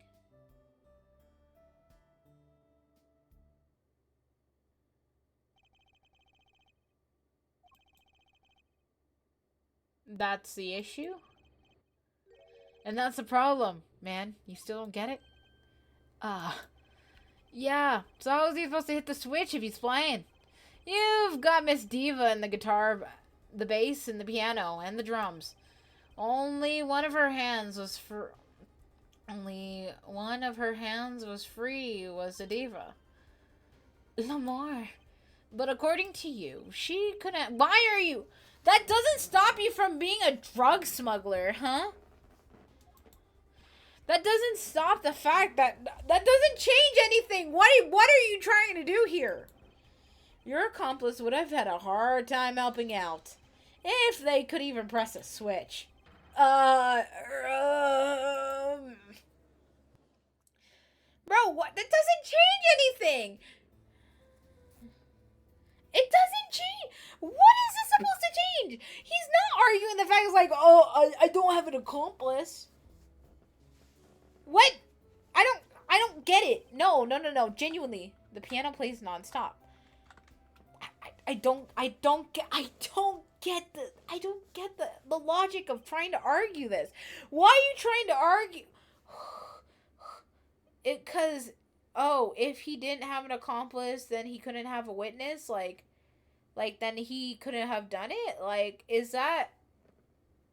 I don't get it. Well, Mr. Justice. Oh, this game confuses me. The piano does seem to continue playing and Well, it's okay. We all make mistakes sometimes. Apollo! Were you wrong? I can't be wrong. Everything makes perfect sense. How could it all just... strange? What's strange? No, it's just... something's odd about the performance there. Was there a note? Was there a note off? Oh, actually, wait. If Machi Tobia didn't press that switch, Then he could not be the accomplice you claim he is. but everything points to that. Every fact says he's the accomplice. Then you got your facts wrong, man. Here's a fact for you. Gavin's guitar was on fire. The pianist didn't press the switch. In other words, your story is full of holes. Shit. Well, he says there's something strong with the performance. That means there's something we're not hearing. Mr. Justice, let's hear your final opinion on the matter. Was the defendant Machi Tobie the accomplice? Your answer will reflect on everything you've said here. Give it some thought. Apollo, if Machi's not the if Machi isn't the accomplice, then this whole case is ruined. I know that. It has to be him. He was the only one who could have helped the smuggler. He had to have pressed that switch. Well, you better find a way to prove it. What do I do? What do I do? There has to be something that doesn't fit. Something odd. Something odd. Wait a second. Wait, you thought of something? What was Gavin saying just now? Stop! We don't need a flash! We don't need a flashback. We do not need a flashback. Why? He just heard... We heard this 2 seconds ago. We don't need a flashback. Fuck. Why is that so difficult? Okay. Anyways, TED Talk over. There's so many flashbacks. I don't care. Please. It's not much of a go, but it's all I got. What exactly did he hear that was odd? So we're gonna have to listen to the full performance. Have you guys something? Might I remind you that everything rests on this. Can you prove Machitobi pressed the switch? Let's hear your final answer. Can you prove that Machitobi pressed the switch? Yes, I'm assuming. I don't know if you can call this proof per se, but I can prove it was possible. Then, as prosecutor, it falls on me to ask you to show us the evidence supporting this fact. Head forehead, you sure about this? Accept it. There's no evidence, man. Let's see your evidence, Mr. Justice. Or what do you base your claim on that the defendant pressed the switch? Mixing board. We're gonna have to see if he pressed a wrong note or something, or if there's like a weird note. The basis of my claim is the music, Your Honor. Music? What about the music? Let's listen to the piano part around the time where the switch would have been pressed. Right before the guitar burst into flames. Oh? Okay. Okay, so it's not gonna be.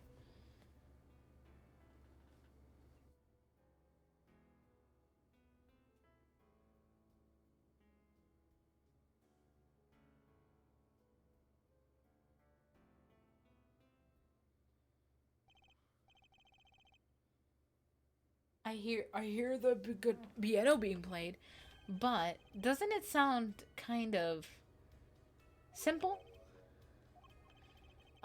I think I know what he's suggesting. You think Machi Tobe played that part with one hand? One hand? He only needed one hand to press the switch. He could have played the piano with the other. So what you're saying is some kind of piano savant? Actually, no. Oh, then what do you know? You can't play a part like that with one hand. Urgh. Maybe I don't know what he's talking about here. Wait! I know. Hey, Trucy. Yeah? You got something? Mr. Wright, your father, he's a pianist. Could he? Oh, Daddy? He couldn't play a part like that even if he tried on with 3 hands. So sorry. So sad for you. Dad's useless, Trucy. Like, why your dad gotta be... The only reason I like him is because he's hot. No, not really. Huh? That was just an easy way to prove it. There is always a hard way. Man, how are you gonna prove that whatever he played in one hand or two? You can't. I admit, it will be rather difficult to prove. But it's highly likely that playing with one hand. How do you know that? The clue is what prosecutor Gavin described as odd. What sounded odd? I'll bet we can tell you by listening to a certain part of a song. No way. Well, it seems like we come to the moment of truth at last. Let's hear what Mr. Justice has to say for himself. Show us the part that proves... Oh, God. Okay. Right before the guitar Right before the guitar burst into flames.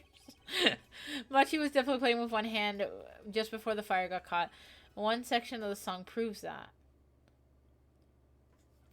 Oh, shit.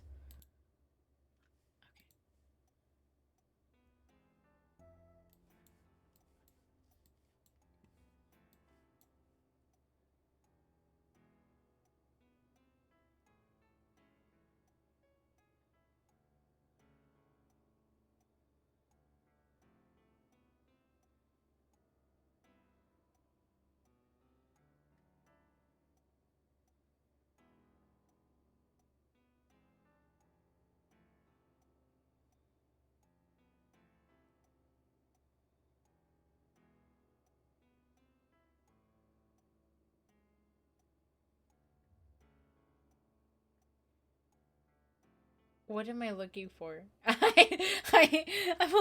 a little.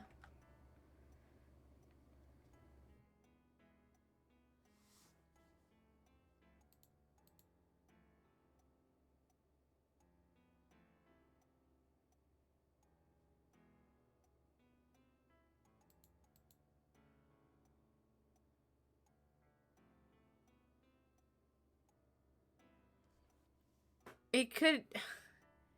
Just that part does sound...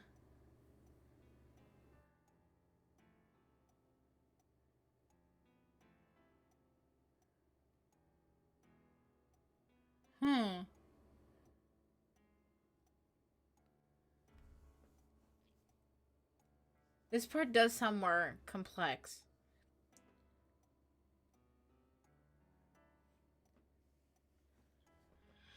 Hold on. Okay. So this is what, like, the part that he considers simple.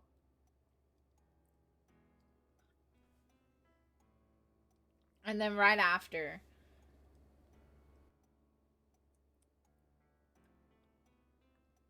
There's a lot more harmonies. I think that's our section. Oh, fuck. Don't tell me. It's a beautiful song. The lyrics are outstanding. Fuck. Okay. I pressed the wrong one. Fuck. Wait, this was person have a... I know. Oh, wait. No, that was actually correct. I thought I was wrong because he's like, I don't hear anything. That's your opinion. It's a beautiful song and the lyrics are astounding. I'll take that meaning in the... So wait.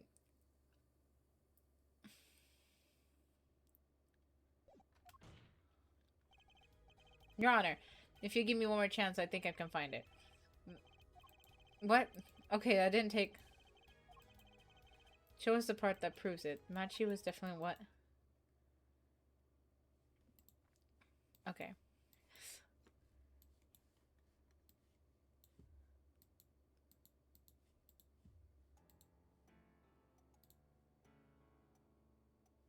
I think it's that section, cause compared to that first section that we with where the guitar got yoinked.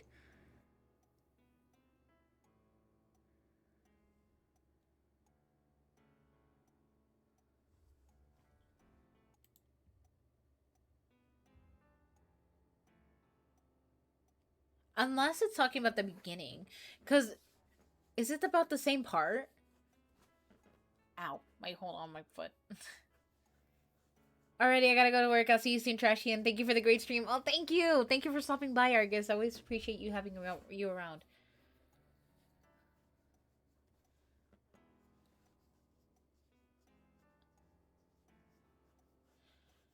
Oh, because this part sounds graceful. Because these two are the same parts. Actually, that might be it. That's actually it. Prosecutor Gavin, I'm sure you've realized by now just what was sounded so odd to you. And I'm sure you've realized yourself, Hair Forehead. Realized what? I'll demonstrate. Let's listen to the part of the question again, shall we? Play a particular attention to the fleeting melody plays. Okay. Pleasure, but a fleeting melody.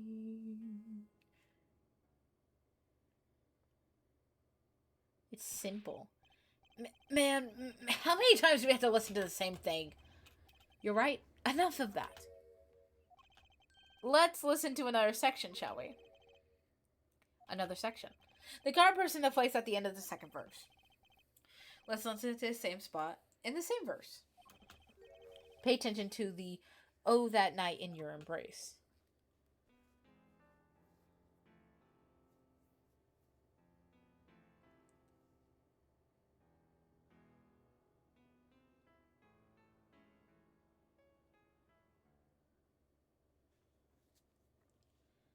Ooh. Play the verse 2 again. It's much more complex.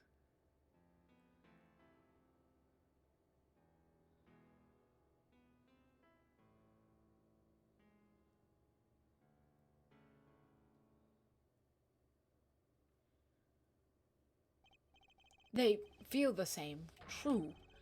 But they clearly are very different. What? Well put, Your Honor. The phrase in verse 2 is quite simple. But the simple phrase in verse 1 has a high and low notes. You'd have to use 2 hands to play that for sure. What's that proof? I think you'd know that by now. This is why I hate dealing with amateurs, man. So 2 verses that had different arrangements happened at all the time. Not this time, Darian. There is no point in changing the arrangement if you can't hear it clearly. Then, that wasn't the point. I had him played specifically so that piano would stay in the background. Oh. And so that's what I noticed. Why should the same phrase sound different, slightly different, I asked myself. Now, ask yourselves why Machi changed what he played, and the one's only answer. He needed a free hand to push the switch. Oh shit, he's lost. Oh, his pompadour's falling. Let's go smack him in the head. Hoarder.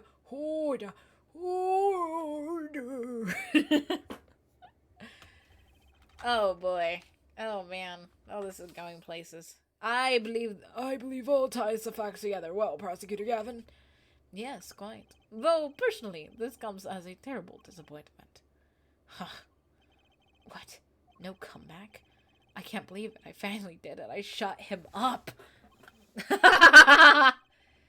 Very well. Bearing an ejection for the prosecution, I will now state the court's opinion on this matter.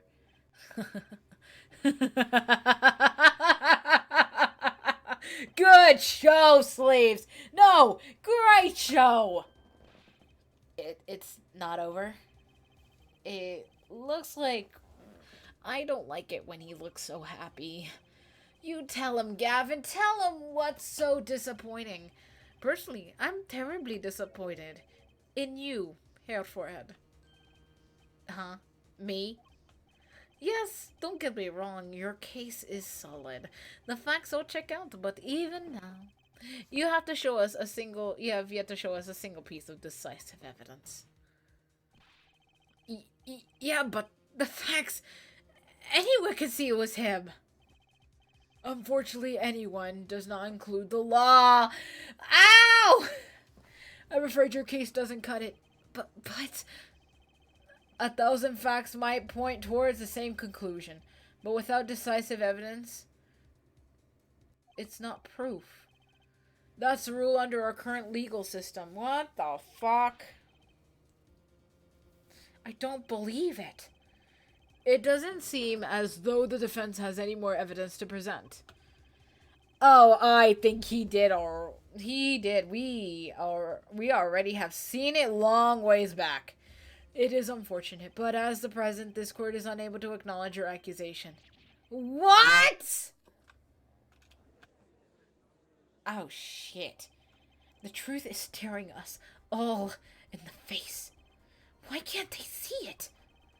What's the point of this legal system that protects criminals? Apollo, remember what Daddy said. It won't be easy proving he did it. Especially not under current court systems. So what do I do? Like I said, good luck. And be aware that it is impossible to prove his guilt by conventional methods. Ugh. Every man has an igniter inside him. Find Daryaz Krisen's lighter and set it off. I wonder what he meant by every man's igniter. I think he just meant a weak spot, no? That kind of thing is into a spark that can turn into a wildfire of emotions. I won't be able to press him any further by conventional means. But I gotta find a weak spot in this guy. It's something fatal. So, can I get back to work now or what? It may look like that I got a lot of time on my hands, but I got no time to play pretend in this deadweight attorney.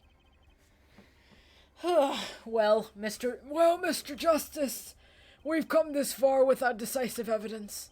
This witness won't be coming back to the stand once we let him go. Every man has an igniter. Huh?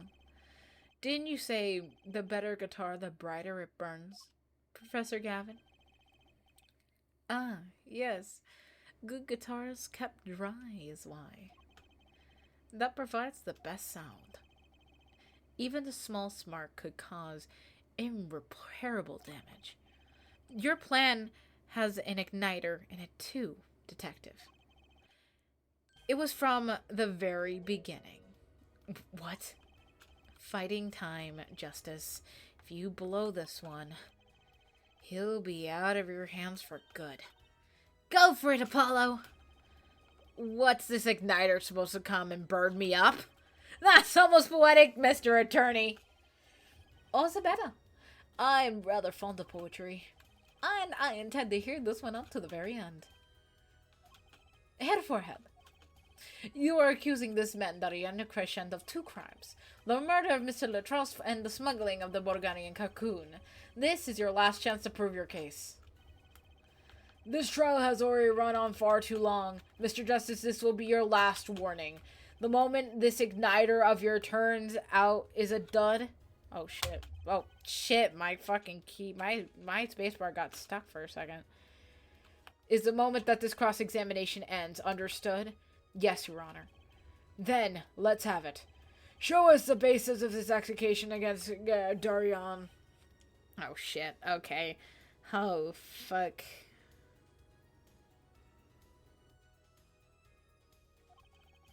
The key, though, take apart Darian Christian's plans. We don't have any fucking evidence. We don't have any evidence. But who would we call? Machi? Mr. Tobier? If Mr. Tobier can out him as the smuggler. Oh, and I actually, because there's no. So what is it? It is true that I couldn't show decisive evidence, but perhaps all I need to prove my case is something else. You mean a witness? Proving his guilt is a tall order, but I've got just a person to do it. Very well, Mr. Justice. Who is this person to prove Darian's guilt? Bump. It's who else other than his accomplice? The one person who can prove Darian Krisen's guilt is the defendant, Machi Tobier. Your client? Again? Machi Tobier was the accomplices of the cocoon plot. Without him, Darian Krisen could not have gotten the cocoons. Furthermore, he could have easily proved that the plot of the smuggling is the real criminal of this case. How so? It would require that one of these cocoons Mr. Latros was looking for with With the cooperation of the Republic of the Burgundian, we would have to burn the cocoons. The burnt cocoons would leave a particular residue. The residue would, of no doubt, be found inside the guitar. Would also find inside the burnt guitar. Aha! Very scientific of you. Thus, if Machitobe acknowledges agreement with Mr. Dayan concerning the attempted smuggling of Burgundian cocoons, the case is solved.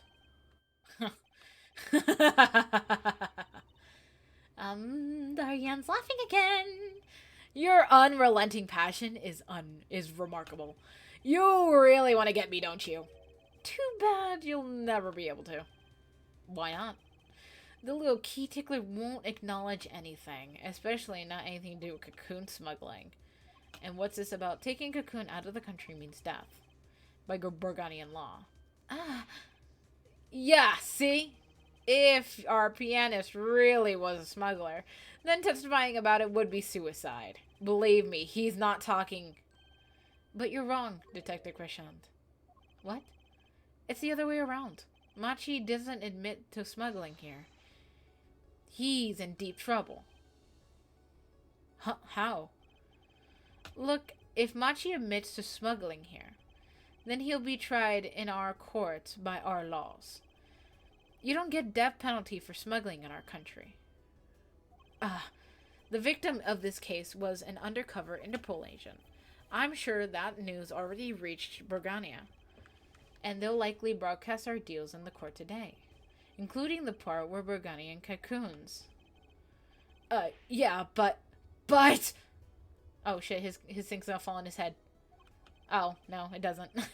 But if Machi doesn't admit to smuggling now, he'll eventually be picked up by the Burgundian police. And it's not like he's in any danger in our courts. We're not gonna find him guilty for murder here, not now. Yeah, but you can't do this. You can't accuse me. Maybe the law doesn't allow it, but who's gonna think you're innocent after hearing this trial? Same goes for Machitobe. The cocoon smuggling, your entire plan. Machitobe knows everything. The only way out of it for him, and that's to acknowledge his own crime. The crime of cocoon smuggling. Oh shit. Oh, he's gonna lose his mind. Is he losing his mind yet? Nope. Don't worry there. I'll get you out of the country. I'll set you up someplace, a hidden mansion, real nice. You want a house made out of cookies? Oh no. A house made out of pianos? Come on. Is he trying? Oh shit! Oh shit! Oh shit! Oh god, what's wrong with him? What's wrong with him? Why is his hair like that? What is he doing? Oh shit, he's a mess. Oh shit, he's doing a guitar solo. Oh shit. Darian, I consider that my last session with you. We rocked. I'm guessing we could treat that outburst as a confession. Oh, he's laughing. Uh-oh, he's laughing again? There is all kind of sick desperation in it now, though. Oh, shit. Oh, shit. Well, have you been listening to today's trial? yes. And you'll tell the court everything? I didn't want it to turn out this way, but I'm not the kind of lawyer, too, that can overlook a crime. Today's trial was for your benefit, you know? I see no reason for you to hesitate now. I know. From the beginning, I knew. Machi. Situation I cannot explain. But money I needed. Very much money. Today's trial raises a delicate issue with our legal system. The only thing definite in a court of law is evidence. This is the golden rule, however. It has become apparently that not all things can be tried by this standard. Should another case of this sort surface, we may have to consider an alternate system by which the administered justice Anyways, Mr. Machitobaye, Yes. I promise you will receive a fair trial by the court of laws of this country. And with regards to the current charges against Mr. Latrous, this court is prepared to announce a verdict. I thank you. I only lie, but you see truth.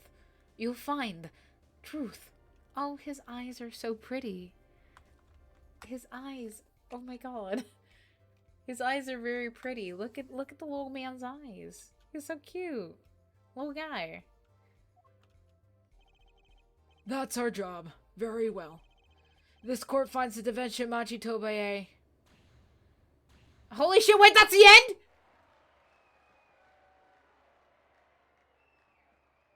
So I can't really tune much, but I'll keep you tabbed. Oh, thank you. Oh, but that's the end of the case, huh? Finally! Oh, it's over! It's over, it's over. Oh, I'm so happy. I just watched quite a bit of your VODs on YouTube. So cute, your voice is too, lol. Oh, thank you! I like my little voices. I like to do little voices all the time with this game. That's the fun part about this game, is the little voices. It's a good game to listen to, honestly. It's just a good game to have in the background to listen. Because especially when you have someone reading it to you, you really don't miss out on much. Except my stuttering, of course. Like, anyone could live without my stuttering. July 10th, 4:42 p.m. District Court, Defense Lobby number 2. I wonder what will happen to Machi. Well, he did smuggle cocoons out of Bulgaria. I guess there'll be another trial here. All's well that ends well. Oh, well, that's Phoenix. Daddy! I owe you both my thanks. L'amour? My, is something wrong? I'm sorry. Machi was your partner on stage, your friend. Yes, I thought of him as my own son. Even now I do, yet something got a hold of him. Something evil, I see that. He must pay for what he has done. Is that not how it should be? I'm still sorry. Do not be sorry. You have given me courage. Courage? I am considering an eye operation. It was my suggestion, actually. You mean you'll be able to see again? It's funny. I have always been afraid of the light. It seems so harsh and unforgiving. According to the doctor, L'amour has lost her sight due to some kind of accident. An accident? As you know, I suffer from amnesia. I feared that if I could see, perhaps it would open my eyes to the truth I was running from. I was scared. You know what changed her mind? Hearing your defense in there today. She could feel your gaze, unwavering, always looking straight for the truth. If the light returns to my eyes, I think I'll take a painting. Painting? That's right! She's the landscape painter in sound, after all! I will paint the two of you. I promise. Woohoo! I can't wait, Lamar! I owe you my thanks too, Apollo. Thanks, Mr. Wright, but for what? You reminded me that I need to hurry things along. On my secret mission, that is. Right, your secret mission. Apollo, Trucy, I hope that we will meet again someday. You bet! Me too!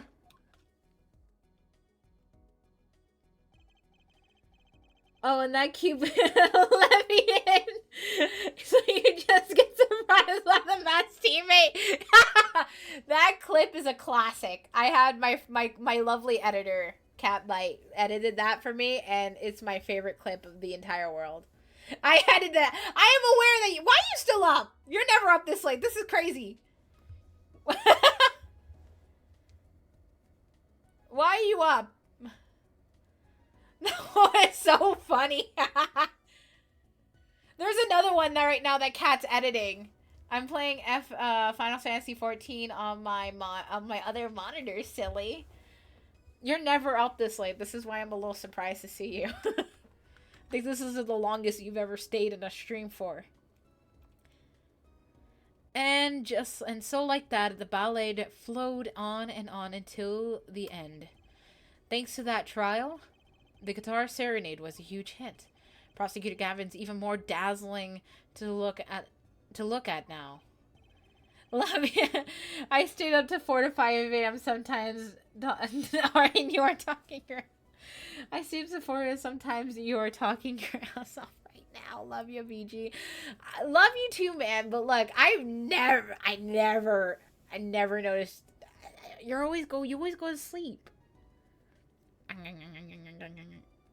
But I appreciate you. Kisses. Mwah. But there's something I want to say to that guy. Next time you write up a ballad, have them catch the killer at the end. Oh, that's so cute. I love those two. Those two are so cute. They're so cute. Yes! Save current progress. Save. Yes, let's go on to the next episode. I'm gonna stay on a little longer tonight, so I'm not afraid of starting this next episode. And then, oh, what? Oh, Mason system? Oh my god. What? What is going on? A2. Huh? In order to understand it myself, I had to know the story of the last 7 long years. Who's talking? Oh, it's probably Phoenix. It's probably Phoenix from this. Oh, shit. Nothing happens by chance. All is connected.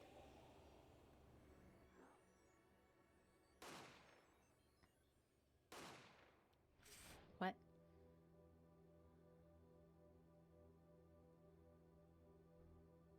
And now, you stand ready to begin the final chapter of this story. What the fuck?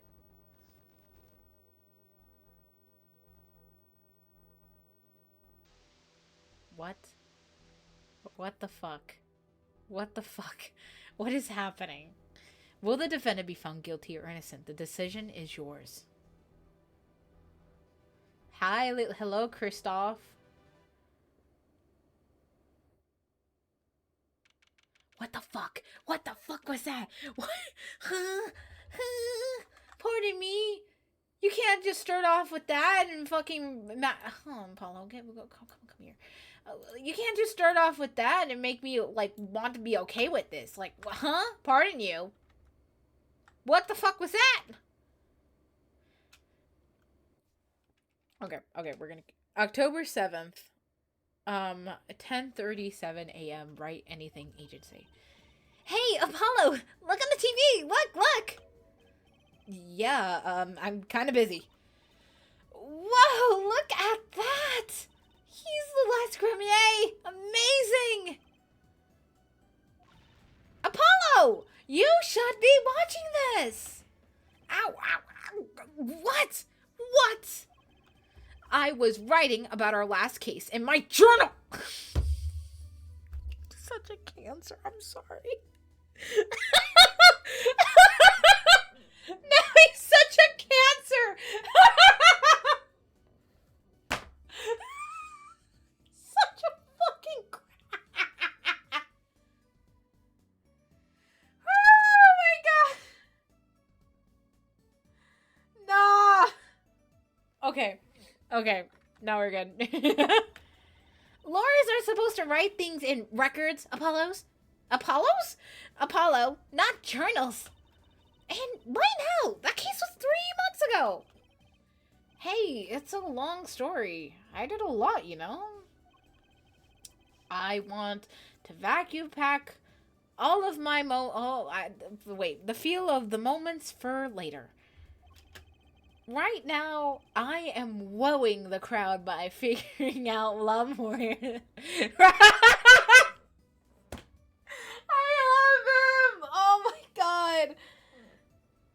right now, I'm wowing the crowd by figuring out Lamoire's disappearance. That's right, Uncle Villa did the illusion too. But you're missing him on TV right now! I was just getting to the good part.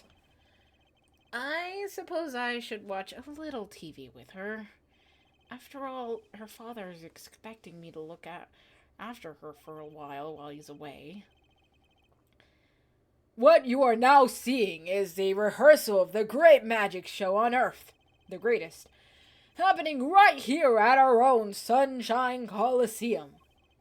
The Sunshine Coliseum? Hey! That's where the Gavineers concert was. Only 3 days until the magicals happen here, right before your unbelievable eyes. The legendary Trilogy is performing for the first time in 7 years. That's gonna be great, so I'm there. Wait, fuck. That's gonna be great, so I'm so there. You and Daddy are coming too. The legendary Grammys? If Trucy's real father were still alive, he'd be on that stage performing miracles. And I've got tickets and everything. Here's yours, Apollo. Ticket for the premiering show, the Grand Illusion Imitation Valiant Grammy. Squeak. Ah, here you are, working hard or hardly working. Hey, how have you been doing? Hi there, stranger. Not exactly the kind of greeting I want to hear from your own kid. Though he's been gone a long time. How goes it, Trucy? Hi, here, I got a present for you. Yay! Pudding! I love pudding. Oh, it's firm fresh. And it's not just one pudding, but 3 whole cups. I have to pace myself. She's so stupid. Well, I'm beat. That's right, Daddy. You're on your top secret mission. You've got to take it easy with these secrets, you know? How right you are. So, you still can't tell us about your mission, is? Maybe it is time. It has something to do with you anyways. Huh? With me? Oh, maybe you're getting a top secret mission too. Maybe you can be one of those guys. A spy. Can I just be a defense attorney? To be honest, telling you about this mission, this whole reason's coming here today. What? Tell me. You've heard about the jury system, yes? The jury system? That's right, the new legal system everyone's talking about. Have you heard of it, Apollo? Huh? Maybe. Maybe not as many people are talking about it as I thought. The jury system, huh? Oh, okay. So, Daddy, what's this jury system thing? Well, Trucy, do you know what a jury is? I've heard of it. Isn't that those people who sit in court in those old courtroom dramas? And the ones who get to decide if the guy's innocent or not? Do you know, Apollo? Only from TV. It's 12 people chosen from a committee, right? Well, they're thinking about reviving that system. They're calling it the new system, the jury system. No more doing whatever you like, Your Honor. Not quite that harsh. The jury system cooperates with the judge. They help analyze the case from different angles. And there'll only be 6 of them under the current proposal, right? Well, you do know your stuff, Apollo. Their findings directly affect the verdict. Hopefully, people will start taking cases a little more seriously now. I feel like I'm on some kind of educational TV show. Starring Dr. Wright. Dr. Wright, his assistant Trucy. And and mascot Apollo. The perfect team. Mascot. Hey! Why is he the mascot? To be fair, he's the cutest one out of them all, to be fair. So, what is this... Okay, wait, hold on. Ow. What is this secret mission? The juris system is my mission, more or less. Anyways, keep in mind that a new idea like this system are always risky, Apollo. Too true. Everyone's got an opinion, and they just talk and they just talk and nothing gets decided. Kind of like you, Apollo. Fuck! Why is everyone attacking my baby? Why is everyone attacking him? This is not fair. This is unfair. This is unfair judgment of my baby boy. I just realized the music's probably really quiet. I'm not that bad. Am I? In any case. I'm gonna work because the run I'm on is ending and I'm going to bed after for real. Okay, good night. Thank you for staying for so long. I appreciate you. We're gonna give it a shot. A test, if you will. I don't like tests. We'll take a case for example and choose 6 jurists. It will be one helping that process, and I'll be the one helping that process, incidentally. Helping how? Well, for one, I'll be the chair. Okay. Well, for one, I'll be the chair of the Juris System Simulated Court Committee. The chair constructed the ideal situation of choosing this case and the jurors candidates. Even the judge and the courtroom. Wow. It's like you have a real job! I was never that good at piano, to be honest. Once a lawyer, always a lawyer, I guess. That is actually really funny. He doesn't even have his badge anymore, but he's still being... I guess he got put into office, I guess. I guess it's some kind of office. The trial's tomorrow, by the way. Don't miss it. The trial simulation, that is. A simulation? Huh. Sounds interesting. So, what kind of case is the trial simulation about? Well, since it's the first run through the new system, I wanted it to be something simple. Good thinking. No sense of wearing yourself on something too serious. True, the case is a murder. That's not simple at all! By simple, you mean that the defendant is guilty. Yes, most likely. So, good luck, Apollo. With what? Well, with the trial tomorrow, you're defending, of course. What? Why are you dropping this bomb on me? Recall what I said that I had something to do with you? Go for it, Apollo. It's just a test case anyways, no sweat. Yeah, but there's still a verdict to be decided. And a potentially serious sentence. The most serious in a holy fuck. The most serious in a worst case scenario. You mean the verdict's real? That's not a test trial. That's a real trial. All forms have been filed. There's no turning back now. The trial begins tomorrow at 10 a.m. Hope you can make room in your schedule. What? Why am I the only one hearing about this now? Yes, there was a change this morning. I picked a new case. Huh? Something that happened last night. Pardon me? Hey, Apollo, I know you're excited about that secret mission, but what about this? The Troop Gramier's Grand Magic Show. Huh? Oh, right. The card tricks. They're not card tricks! They're grand illusions, miracles, the apocalypse, heaven and earth are colliding! So what if the 3 days? That's 3 days from now! It's at the Sunshine Coliseum. Let's go today. We can say hi to Uncle Volant. Have fun. What? I can't go by myself. You know I'm not very outgoing. Right. Why not go with her? But what about the secret mission? Oh, don't worry about that. You'll hear about it tomorrow regardless. What the fuck? I don't trust that smile. He knows something that he's not telling me. No, poor baby boy. Poor baby boy. What the? Nah, dude. Why you gotta do my man dirty like that? Dead ass. Wait a second. I don't trust that smile. Something that he's not telling me.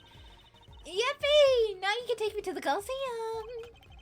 I suppose it wouldn't kill me just to pop over there. Ah, Gravery. That reminds me. What's this, Daddy? Isn't that silk hack the Grammy seal? Consider it a birthday present, Trucy. Thanks, it's great. But today isn't my birthday. Good point.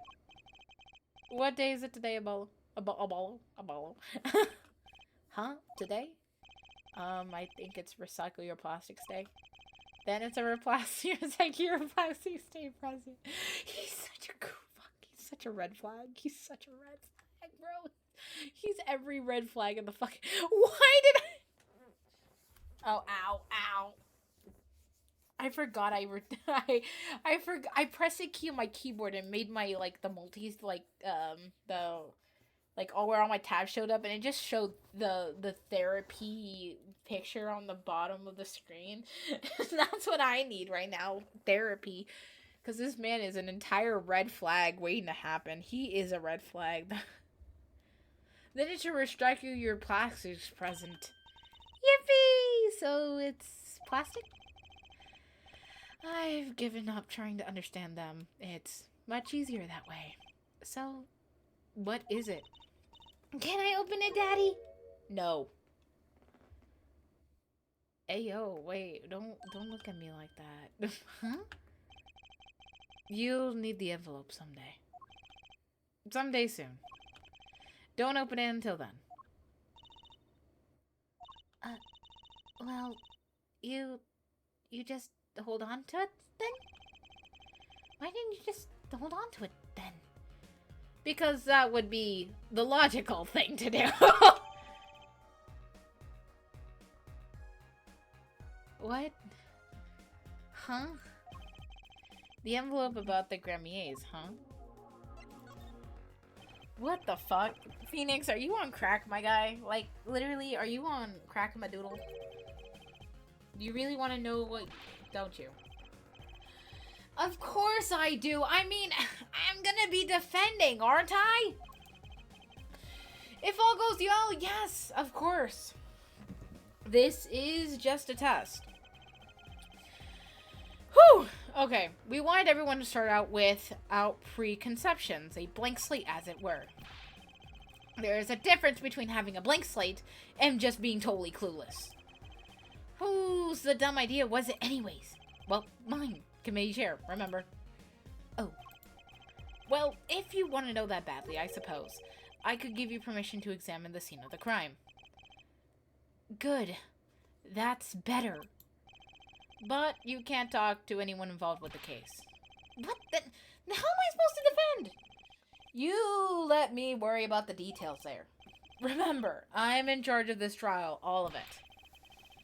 But you don't want it to backfire, do you, Apollo? If I'm in charge of the whole trial, that means the entire affair is my responsibility for good and for bad. Just do what you can. And don't worry. I know what I'm doing. Oh man, he's so...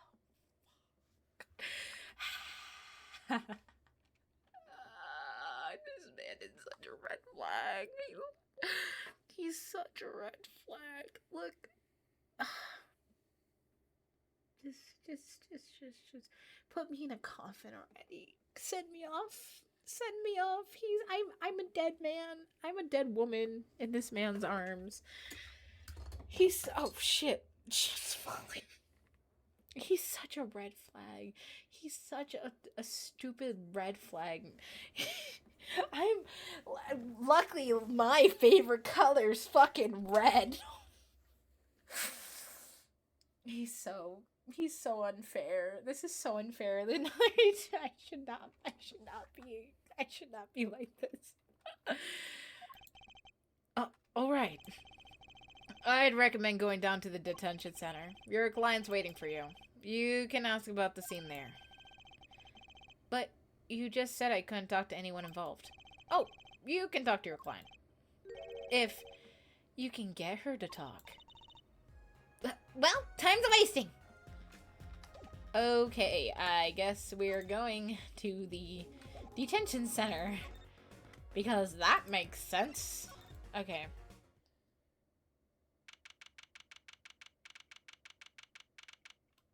Who's my client? That's 20 minutes we've been waiting here. 20 minutes. Maybe I should complain. I'm sure the guard has better things to do than stand there pretending he doesn't see us. You know, the minutes we get angry, the client will show. It always works that way.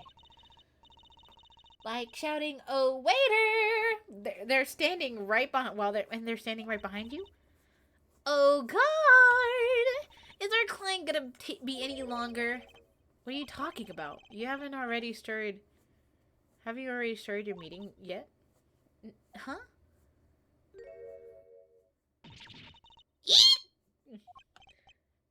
What? Where'd you come from?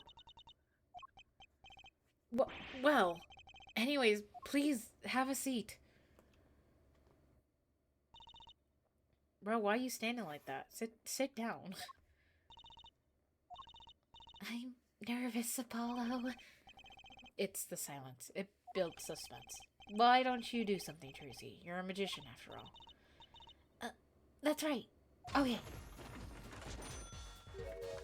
I'm the amazing Mr. Hat. Thud? Huh? She passed out! Huh. Miss Magic Underwears might have already had a better bet. That's magic panties, Apollo! Oh, she's back.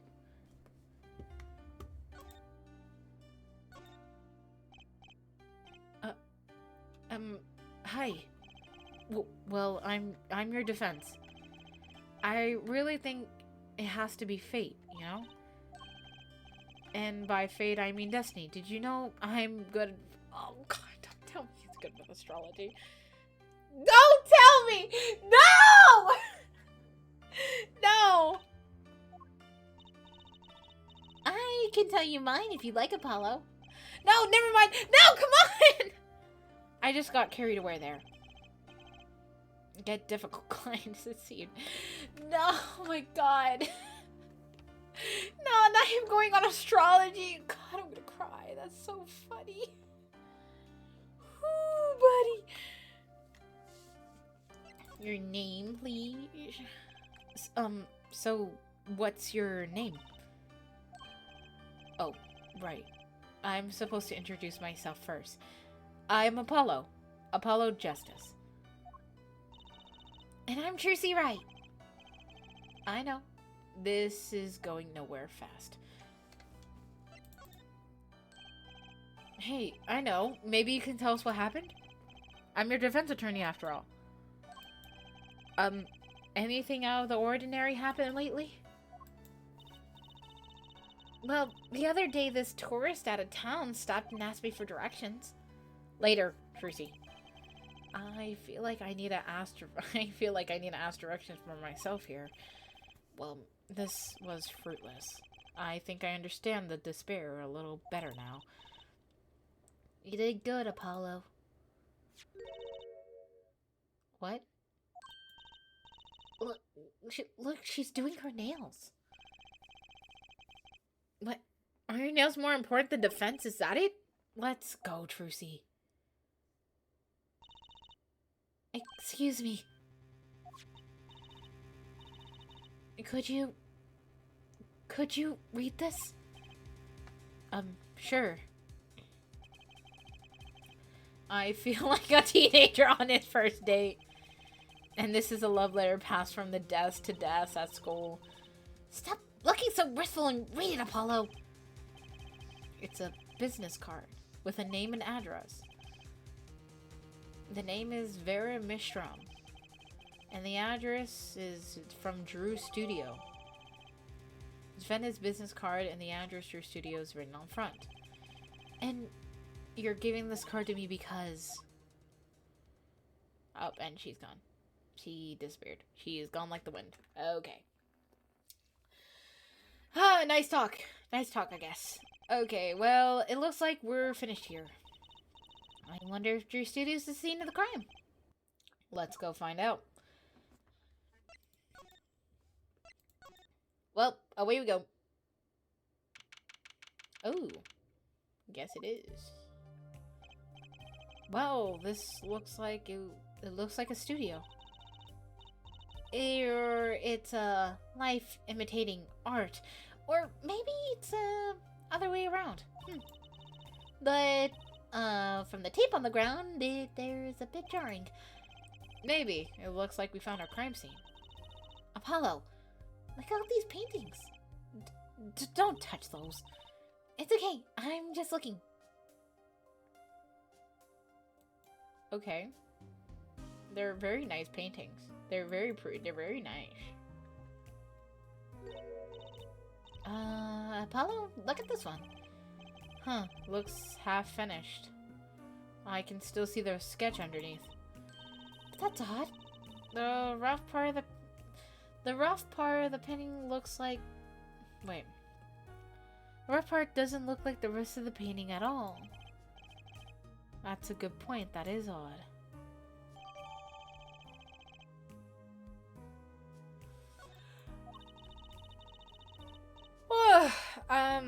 All the paintings have a really different style, too. Ah, I thought I might find you two here. Emma! Long time no see! Oh. It seems like I run to you far too often. I'll bet I know why you're here, too. You know that about that trial simulation tomorrow? I heard about it, yeah. So Mr. Ray chose you, huh? We don't even know what the case is about. Well, he was killed. The artist who owns the studio, that is. Mr. Drew Misham. Misham. His daughter was put under arrest. Yeah, we just saw her at the detention center. It was funny, though. She seemed more like a victim than the kind of person who would commit murder. You don't say. Not even by poisoning? That's how it got done, you know. Poisoning was a common way to get the job done when the murderer was a woman. Poisoning? Anyway, Mr. Ray told me that you'd be coming. Feel free to take a look around. I'll just be over here with my snackoos. We can't talk to anyone related to the case this time around, which means we better find out what we can from the scene or else. Okay, what an interesting... Apollo, that's where the body was! And that's the spot where Mr. Drew Misham passed away. He put his coffee mug into his lips, and the next moment, there was quite a bit of paint on the ground. See that half-painted painting there? He must have been working on it right to the moment he died. Wow, a true artist to the end. Or maybe it started a year ago and was procrastinating. Was this the coffee cup in question? Imagine this coffee cup was for a guest to use. Guess? Did the police already analyze this cup too? Not a trace of poison was found in the cup. So the killer after Drew Misham was alone. And this is the victim's coffee mug. Ah, so the poison was in here? This is my first time seeing real poison mug of coffee. I would hope so. Poison coffee. Not exactly, actually. What do you mean? No traces of poison were found inside the coffee. What? You'll have to figure out the rest for yourself. I'm officially not on your side after all. It's in the paint? Is it in the paint? Maybe it's on the paint. Come on. What's the vase? Can I press no? Painting? Painting. Hey! There's a painting hidden behind there. Hey, you're right. What if it's an embarrassment somehow and he didn't want to show it to anybody? You certainly seem pleased by that possibility. Wait. It looks so normal. It's hardly wait, that's hardly something to get mad at. Wait, that's huh? What is it, Paul? Well, doesn't this painting look... Never mind. That's the same painting.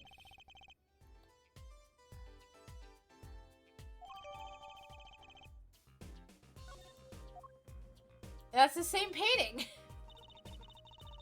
Wouldn't mind taking a closer look at these paintings. I just love the oils. You know how they look so thick? And is that the word? These paints are all dry. I'm just surprised at how different these all are. Yeah, and what's going on with the half-finished one? It must have been a work in progress, and you can still see the rough sketch below. That's so weird. The sketch doesn't even look like a finished part. I noticed that. That is weird. Okay. Post box. The that letterbox looks funny sitting inside the room like this. Let's take a look. Empty. The other half of the letterbox is actually connected to the outside of the studio. Mr. Misham would put his letters in there, and the postman took them away. Impressive, but that's someone still writes letters in this day and age? Or wrote anything? In this day and age? Bro. What the fuck? Huh?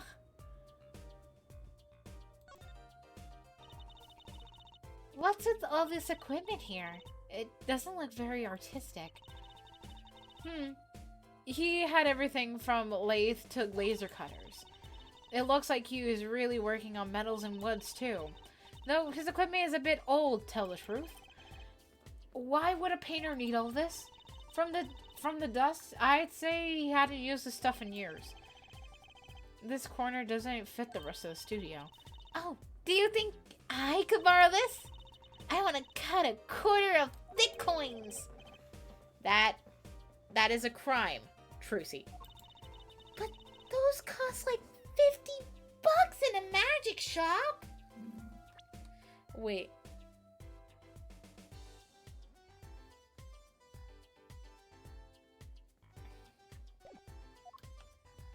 Damn, that's poor Trucy. Oh, something here. Let's take a closer look at this desk here. Oh, okay, that pointed to the desk. Okay. Oh,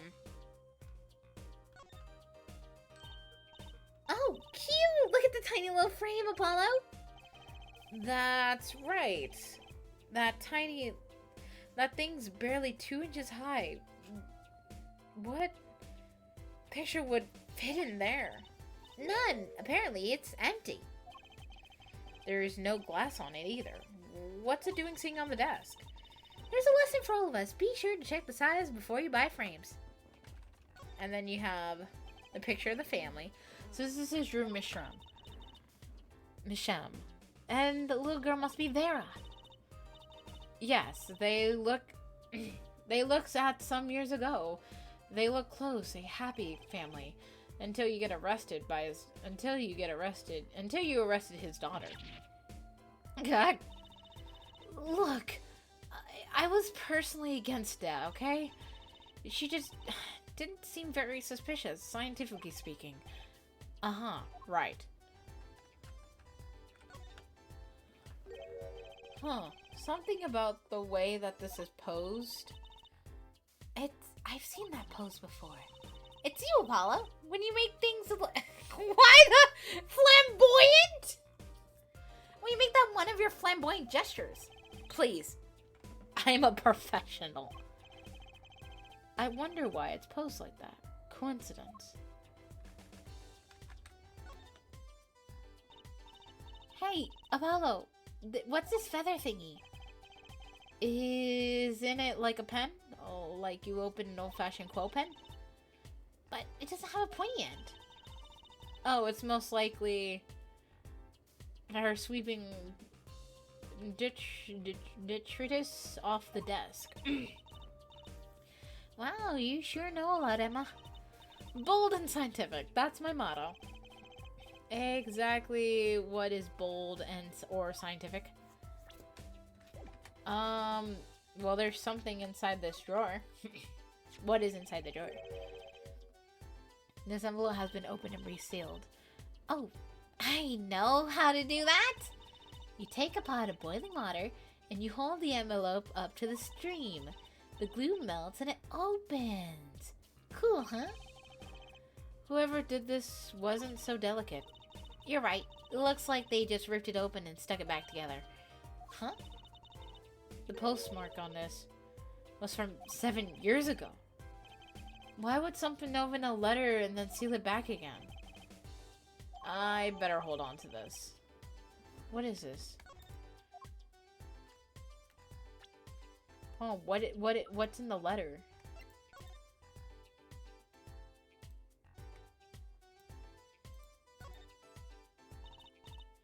Apollo, look! It's been open once here. You're right. I wonder if someone we can see what's inside. Should I try to open it and then try to stick it back? Let's not tamper with the evidence, shall we? I've got a better idea. Emma, let's ask her. Oh, okay. Books. So this is a journal. Oh, talk about a clue. Let's read it. What is it, Apollo? He didn't write the name of the killer. He didn't write the name of the killer, did he? That's new. He didn't write a single line. You had me going there for a while. Nothing else? No, I don't think so.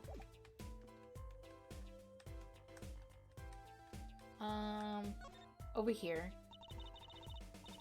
And this is a desk for painting, Apollo?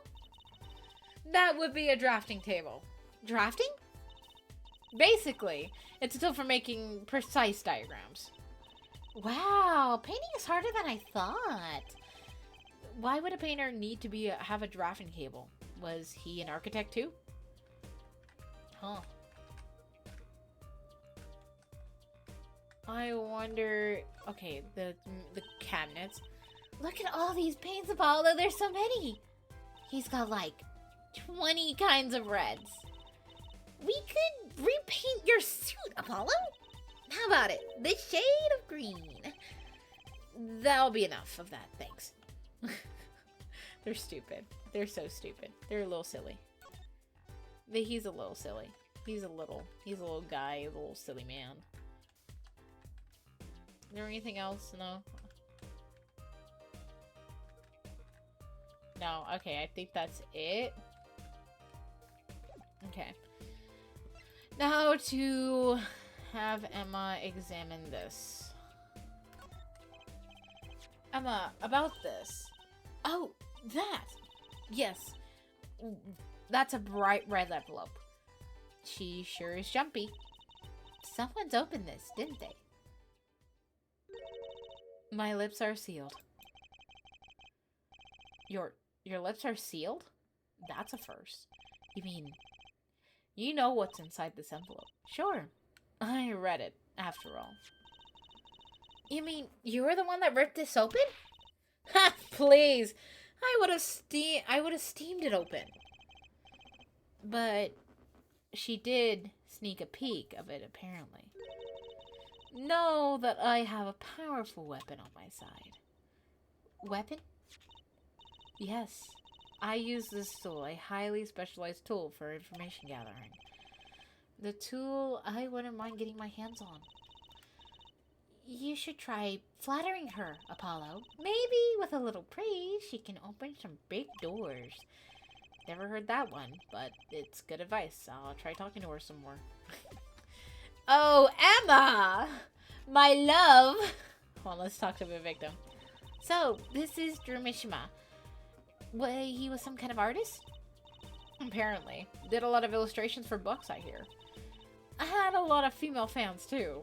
From what it's worth. Oh, well, I guess this stuff is kind of pretty. Like that oil painting over there, for instance? Yeah. That wasn't one of his illustrations, actually. Huh. So it was a standalone painting or something? It was... What was she miss? He's an odd bird, Miss Sharon. He hadn't shown his face to anyone until the end. Huh, what do you mean to anyone? He was always locked up in here in his studio, apparently. His only connection to the outside world was through this letterbox that he put in the letterbox there. Letters. Do people still write letters? What do you mean, Apollo? What do you mean, Apollo? I mean, when's the last time you wrote a real letter? Don't most people use emails and stuff these days? Not Mr. Mishra. Couldn't stand technology, it seems. He did everything by mail. Maybe he thought it was some kind of artistic, you know. The letterbox added to the court record. In any case, the only person beside him allowed in here was his daughter, Vera. Oh, you mean the killer? Well, the suspect, please. He took the fingerprints, of course. And the only we found were Miss Mishram's and Vera's. Mr. Mishram's and Vera's, basically. Actually, last night, Mr. Mishram gave an interview to a reporter for the first time. It happened during an interview, actually. First interview ever? Could you tell us a bit more of what happened the night of the murder? Holy shit, this is a lot. Oh my god. So this woman, Vera, she was Mr. Mishram's daughter, right? Yep, real sickly girl. Ever since she was little. Hardly ever went outside. She did give that kind of vibe off. Withdrawn sort of aura. She's a homeschooled by her father, apparently. It's quite a scene when they took her into the detention center. She was screaming on how she'd die if they took her outside. And does that sound like a scene? In the end, she agreed to leave if we allowed her a good luck charm for company. Her good luck charm? Apparently, she has this charm that magically gives her the courage to go outside. Why can't I ever get a normal client? But why would a shut-in daughter kill her own dad? Don't look at me. So, about the poison. If you found it to be in the coffee, right? No, not precisely. Not precisely? What does that mean? It means see for yourself, I think. Nice, I guess. Like I said, last night was the first time someone from the outside came into the studio. I guess mysterious painters who never go outside make good articles. And it just so happened that he died the night of the first interview? Around 9 p.m. every night, Vera always made him a cup of coffee. Last night, he drank his usual coffee and suddenly felt violently ill, and he died. She poisoned him on the night of his interview? Wouldn't the reporter see? He wasn't near Mr. Mishram when she had brought her father his coffee. He was checking out some equipment in the back of the room. Supposedly, that's why she didn't notice he was there. It was the reporter who called the police, in fact. Wait.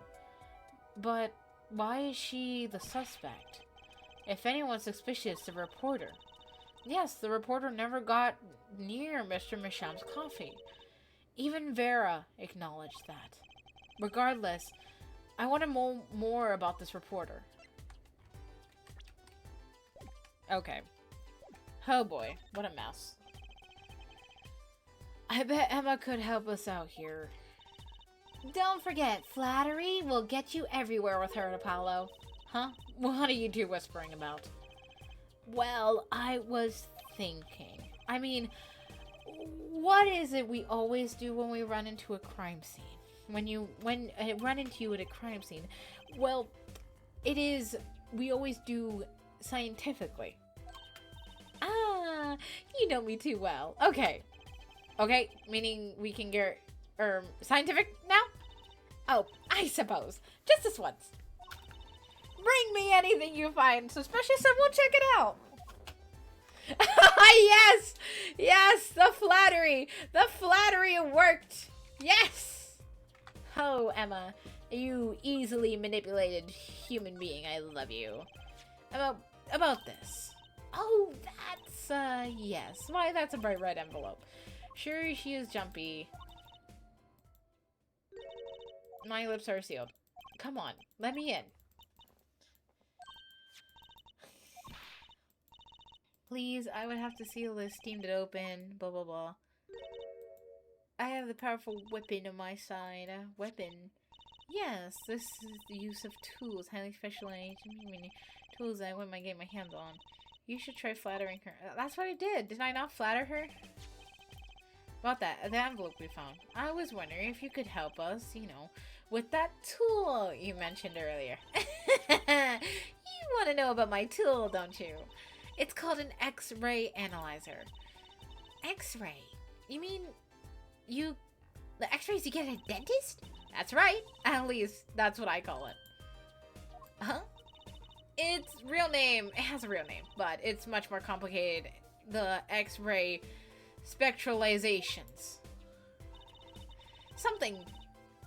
How am I supposed to remember that? So basically, it lets you see inside things, like envelopes. That's right. You're sharp, Trucy. But it's a little more complicated than that. In practice, of course. Actually, to tell you the truth, I'm not really sure how it works scientifically. Can I try it out, Emma? Please? Oh, I suppose. Of course, I already checked out everything suspicious myself. Alright, let's give it a spin, Apollo. Oh, shit. What are you doing? Oh, shit, that was Apollo. I was just seeing if you guys see through your hair. But it looks like lead. Point that thing at me anymore, and it might fall out. I was wondering, that I won't be needing X-ray machines to see through it. Let's just get down to business, shall we? Right. Let's test on a sample first. Let's just so happen I have a lottery ticket here. What? You set the sample on the device like so. I don't see anything. Patience, there's no need to get antsy. Look at the right side of the screen. There's a layer view of the envelope. Layer view? You got it on the display outside of the envelope, see? It's quicker... Actually, it's quicker to have just give you a try. Turn the dial. Oh, shit. I'm not even turning. That's right. That's how you choose what depths you want it on. Oh, okay. I got something. See, and that's how you can read the letters on the ticket. Cool, huh? Except I can't read them. Just turn the dial a little more. You have to understand that it's a sheet of paper. It really isn't that flat at all. When it zooms in, you can see the paper is much like hills and valleys. Wow, really?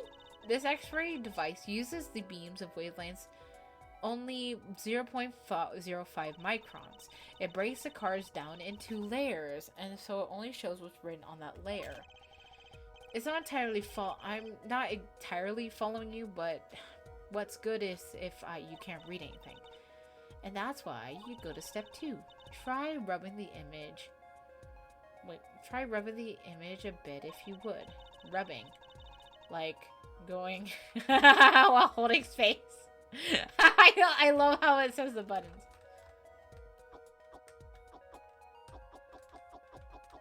Rubbing, rubbing, rubbing. And that fixes the issues on the screen. Now turn the dial again.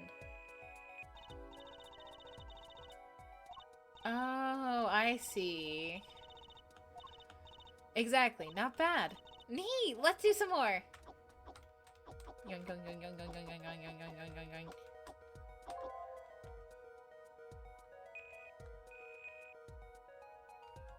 Okay, this is intriguing.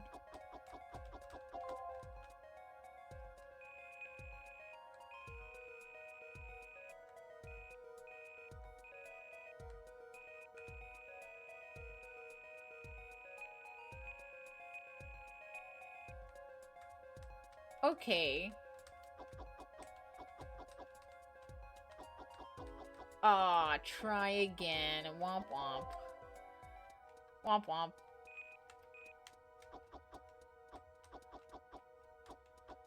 Aw, womp womp. She lost the lottery. Okay, let's print this out. Does that mean I have to buy another one to win? Well, it's Emma's ticket. Let her buy another one. That's okay. There's no need. But, see? That's what's truly hidden behind this weapon. Neat, right? Now let's try it on this real thing, shall we? Okay, now's my turn.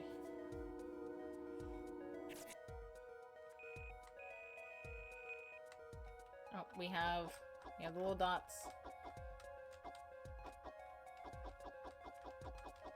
Blah, blah, blah, blah. Oh, we have more blah, blah, blah. Blah, blah, blah, blah, blah, blah, blah, blah, blah, blah. The sound's really weird. The sound's really weird. Oh, God. Dear Mr. Misham, I've deposited 100,000... What? Into your... wait. Into the designated account. Please send the receipt. Oh, please send a receipt once you've confirmed the transfer. Okay, let's print this out. Okay.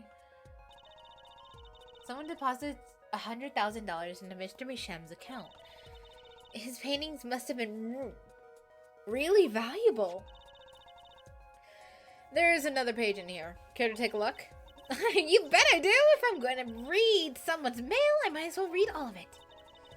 Well, here goes the second page, then. Okay, we're at it again.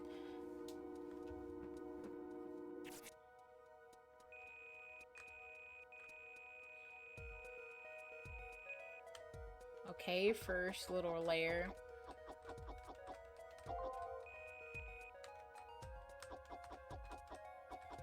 Oh, what is this? Sign the paper and send it in the enclosed envelope with the enclosed stamps within days. I need not remind you to speak of this to no one.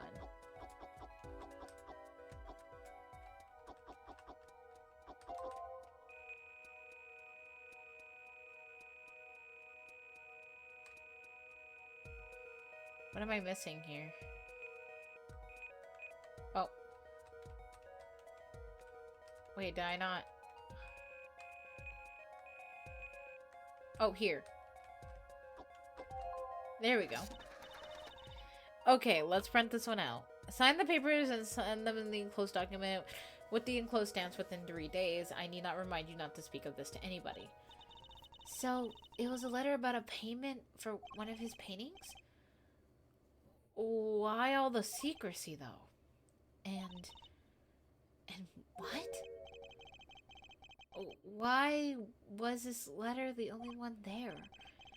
It's 7 years old, right? Maybe it had something special significance to it? Well, Emma. Well, indeed. She knows something that she's not telling us. Look, like she's keeping mum about it. Okay. Huh. I don't think...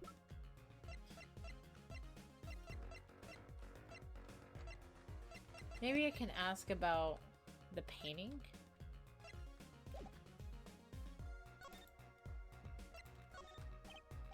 Emma, about this painting. Oh, that. Quite good, isn't it? That's not what I wanted to ask you. You let me examine it. That's it? I'd be happy to let you if you had a good reason. But without that, sorry. I guess she wants us to do a little footwork of our own. Oh. And I was wondering if you could take a look at this. Look, I'm a detective. A detective! You can't just ask me to look at any old thing and expect an answer. I think you need to be a little more focused. Damn! I was hoping she'd let us look into the envelope! Damn it! Okay, I guess we're not opening it. That's rough, buddy. That is so rough, buddy. Ooh, there's your signature. Ah, looky here, a handwriting signature. It says, I can't read it. That seems odd to me. I mean, isn't a signature supposed to show ownership? Oh, why is this? Oh my god, why is autoplay on? I mean, what's the use if no one can open it? Isn't it enough for you if you can't read your own? Oh, I never thought about it that way. Huh, okay, so that's something on that letter. So, Emma, about this coffee mug. I hope you aren't trying to grill me for information. You know I'm not talking. I suppose you are the detective here. Why don't you two take a look else for yourselves? If you find a clue, I might not be too unwilling to lend a hand. I think she's going to help us, Apollo. Let's check out this mug, shall we? The obvious poison mark? Hey, look there! The stain doesn't look too healthy, does it, Apollo? That must be the Blue Mountain stuff that she was hearing about. Something tells me that this Blue Mountain coffee isn't that blue. No, this stain is probably... better ask Emma. Do I talk to her about it, or... Okay, do I show her it then? Emma, about this mug. There's a pale blue one. It's, residue on the rim. That's, well, it's just a rumor. But I've heard there's some kind of coffee called Blue Mountain, and it's pretty sure it isn't actually blue, Emma. Yeah, right. Okay, you got me. That's left over from the testing spray. Forensic science? I knew your hobby was behind this, Emma! That's not a hobby. What kind of scientific stuff were you up to? This spray is what turns blue when it touches poison. Oh my god, my eyes. So the poison that killed the victim was on the mug? That's right. See, wasn't in the coffee. The killer applied it to the rim of the mug itself. Wow, science is amazing! It certainly is helpful. Maybe Emma will be willing to help us out a bit more. You should try buttering her up, Apollo. They say flattery will get you everywhere. It's certainly worth time to ask her a bit more. So about the poison analysis. I was afraid you were gonna ask about that. See, the solution is used to test for atroquinine,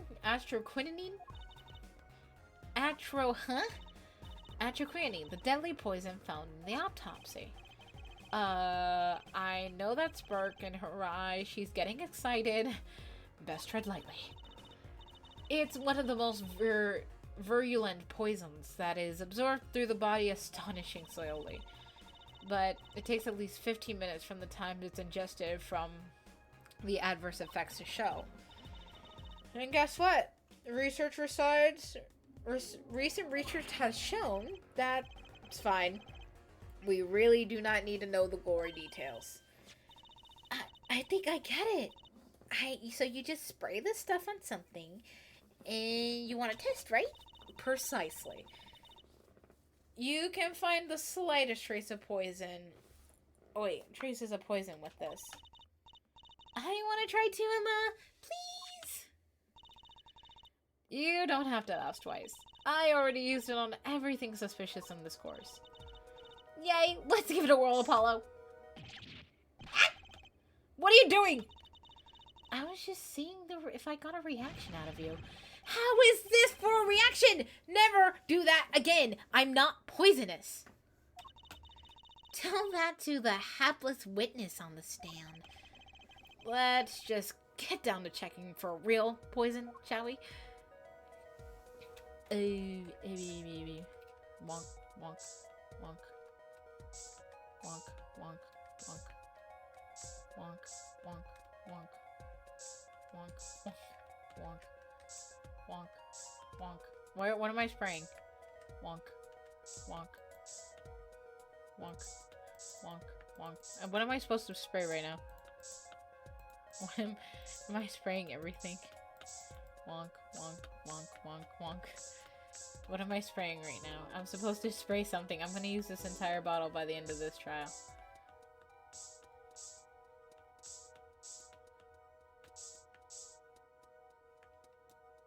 Okay.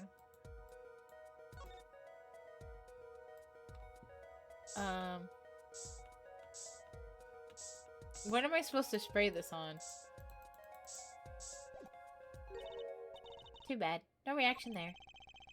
I'm sure Emma checked all the likelihood. Wait a second. What is it, Apollo? What?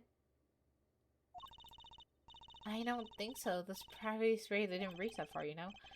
Let's check it out, just to be sure. What? Bonk, bonk. Ah! I had the right idea! A reaction, Apollo? Huh? Where? Where? Inside that cute little frame! Look! Well, would you look at that? Nice going, Trucy! I'm no for to work magic. Never mind that. I was the one who found it. Oh, shit. Why would it be inside the frame have poison in it? It looks like we have found another place where the poison was in this case. So, Emma, I was wondering about what's the story about the reporter who came in here from the story of the night of the crime? I'm afraid I can't tell you that because he's going to be a witness tomorrow, I hear. I thought so. I never forget that face, but what's his name? Oh, right. Brushel? Brushel. He's after a scoop to sell to the papers. He's a reporter, comes from an interviewer with a painter. His first interviewer ever, and that night he's killed, seems strange to you? Really strange. It does raise a few questions. I'd like to speak with the reporter if I could.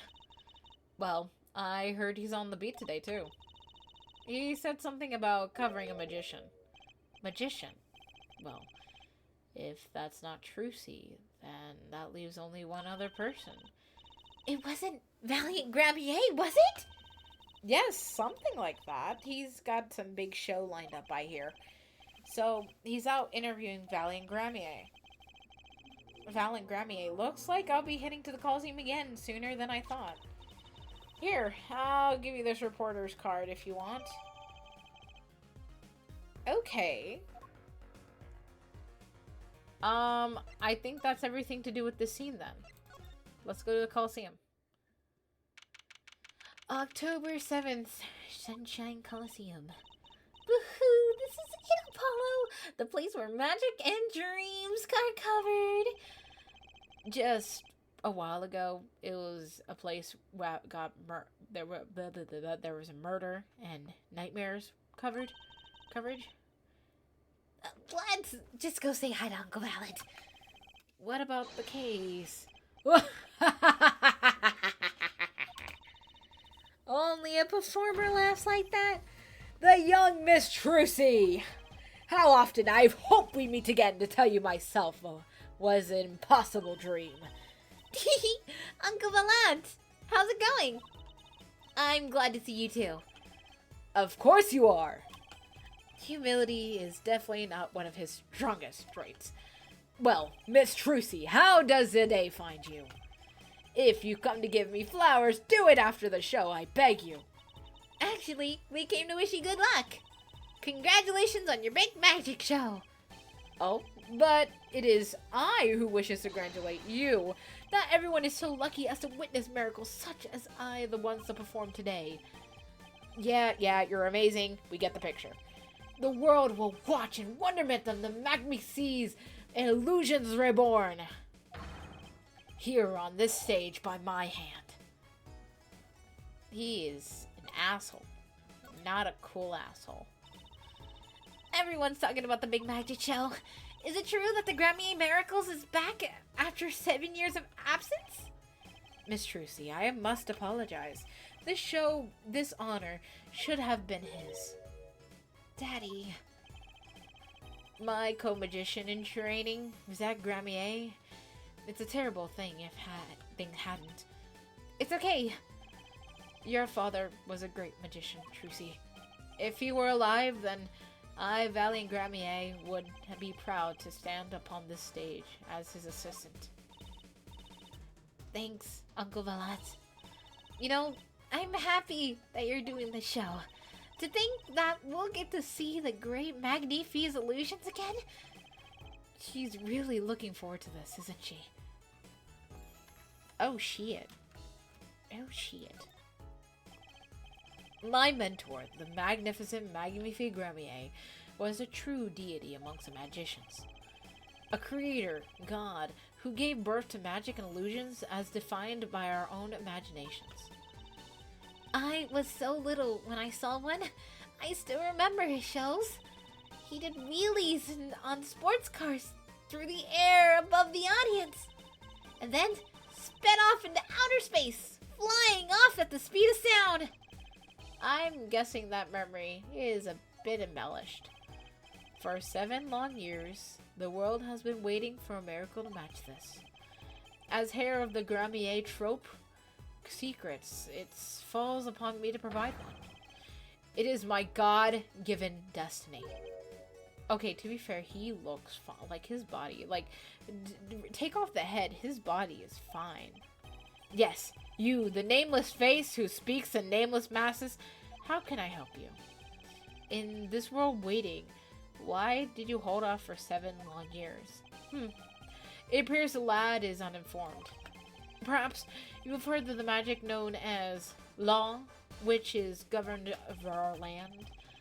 I have thought, I'm not sure if that qualifies as magic. The performance of Magnifique's miracles were impossible. A certain law prevented it for 7 years, but no more. 7 years. That sure likes to pop up.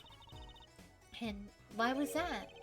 A little matter called performance rights, Miss Trucy. Oh. Can you tell us more about these performance rights? Magnifique's magic relied on incredibly innovative ideas, a trick, if you will. That trick was considered his property, as such, protected by property laws. Integral property, maybe? Magnifique was this and bequeathed it to his will. The one person... You mean him? Yes, Miss Trucy. It was your father, Zach Gramier, that was the inheritor of the Gramier magic miracle. Daddy. Yet, as well as you know, he's gone. He disappeared suddenly 7 years ago. I think I see where this is going. As a person is clarified missing for a certain period of time, they're considered legally deceased, correct? In all absoluteness, those rolled up sleeves concealed your contemptance well, young man. That certain period of time of which you speak is 7 years. Ah, well, Miss Trucy, though it pains me to say, this past spring, April to precise, was that time. Your father was legally declared deceased. In the absence of a formal will, the secrets of our mighty master Magnifique was passed to me. This is in fact a stipulant in the will of Magnifique himself. Is that how it works, Apollo? Yeah, it's called death in absentia. He's declared missing permanently. Daddy. Oh, poor baby. Wait, so what am I supposed to do here? Can I show him the letter? I was wondering if you could tell us about this. Ah, why, that bears the Gramier seal. Uncle Valant, is something wrong? Trucy, where did you get this? Daddy gave it to me. Your daddy? No, my other daddy, Phoenix Wright. Why, now, why is your lord... What? Lord Daddy? What? What kind of squad archetype is this? This is its Wait, this signature on the back, do you recognize it? That belonged to none other than Zach Gramier. What? Daddy signed this? Might I be so bold to open it? I'm sorry, but I can't let you do that. What is in this envelope, I wonder? Okay. Oh, okay. He doesn't care about that.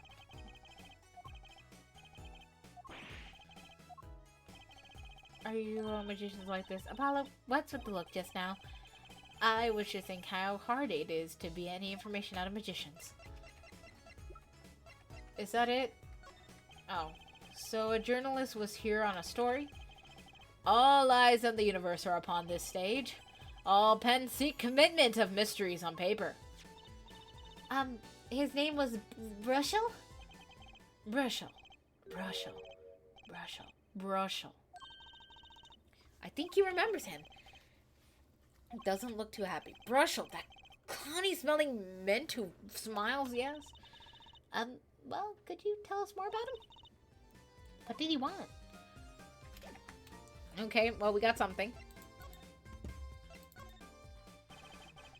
A man by that name called on me just now. Just now? Valiant's vision is always towards tomorrow. Valiant's feet always steps forward. That is all. That's all? Very confusing.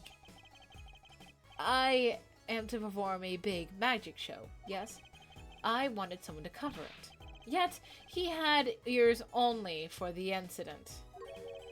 That incident? In any case, I requested that Rapskin's reporter remove himself.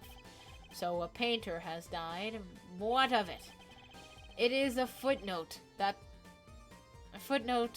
compared the magic of the Gramiers. Uncle Valant, do you know where that reporter went? I recommend he visit a popular place with penalized perpetrators. The detention center? What a rude he was a rude individual. Might I see this card? Sure. He would dare... What? He would tear apart my reputability, I will tear apart his. Oh, here he comes, Apollo.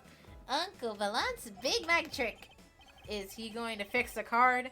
Not sure if that counts as big magic. What happened to the big magic? Isn't on more... What? What? No, we needed that! Now, it's time to come that I must return to my prestidigitation preparations. By your leave, Miss Trucy. Thanks, Uncle Valant. 3 days from now, make sure you're ready for a miracle. What the fuck? What do you think this journalist was after? And why did Mr. Valant react like that to this envelope?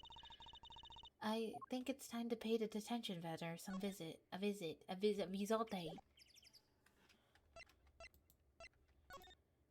What the fuck? What the fuck, man? Hi, Feeny. What's up, Boo Boo Bear? He's so cute. He's a little man. Okay, hello, detention center. October 7th, detention center, visitor's room. I think I hear what you're saying. We're all doing it for the money, unquote. No, not at all.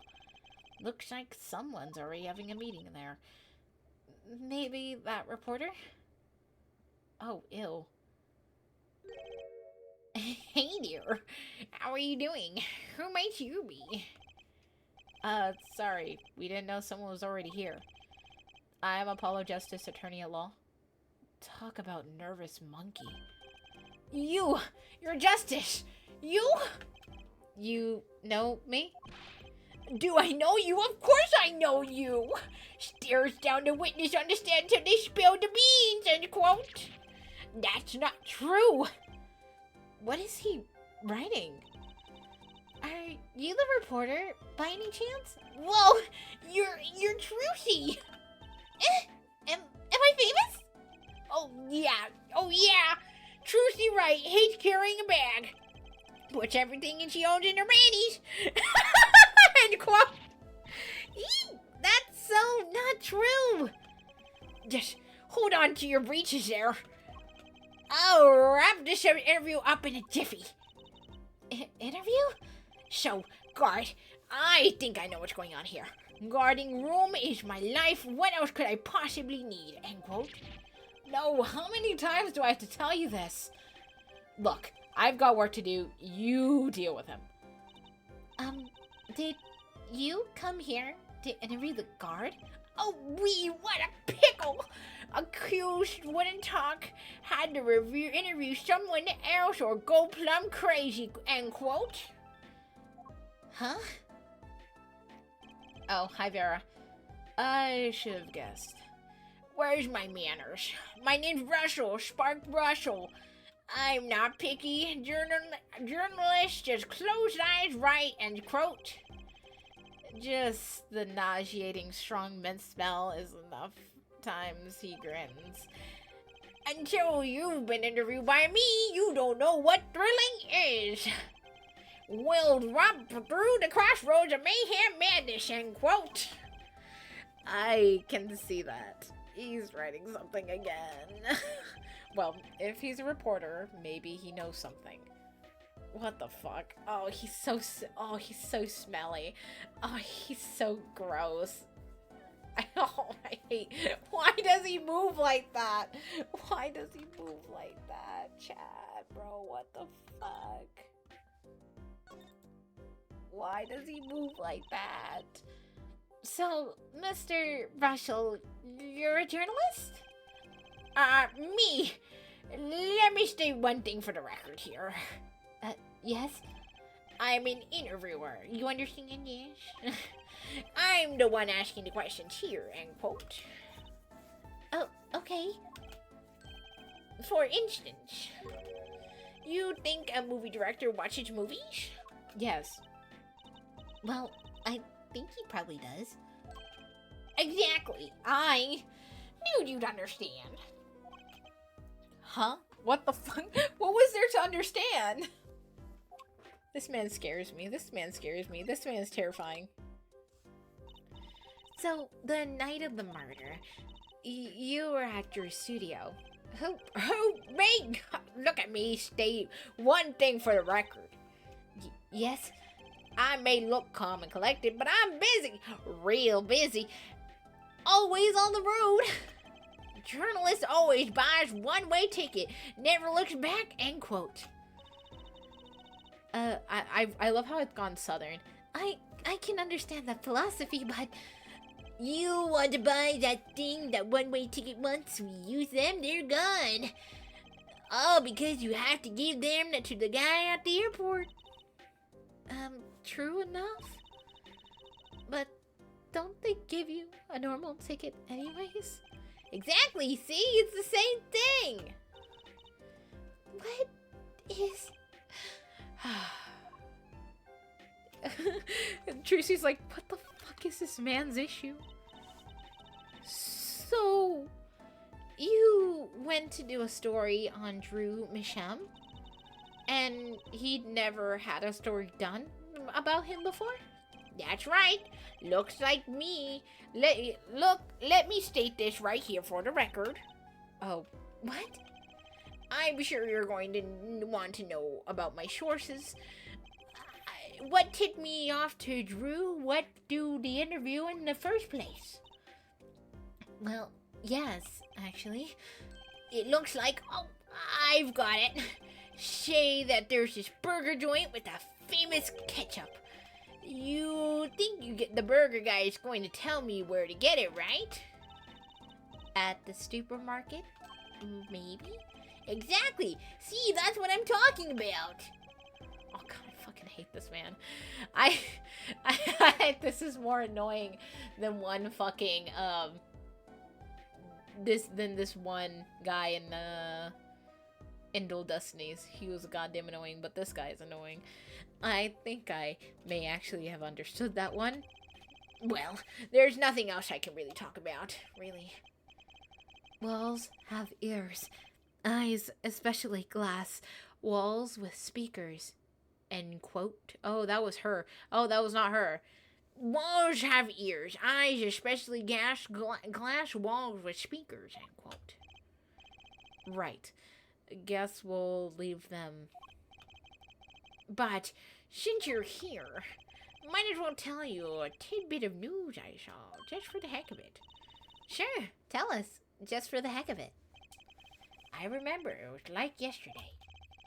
I'd seen a movie on a trip wandering into this burger place with amazing ketchup, when an article in the tabloid caught my eye. Famous oil painting stolen from art dealer gallery. End quote. I believe it was.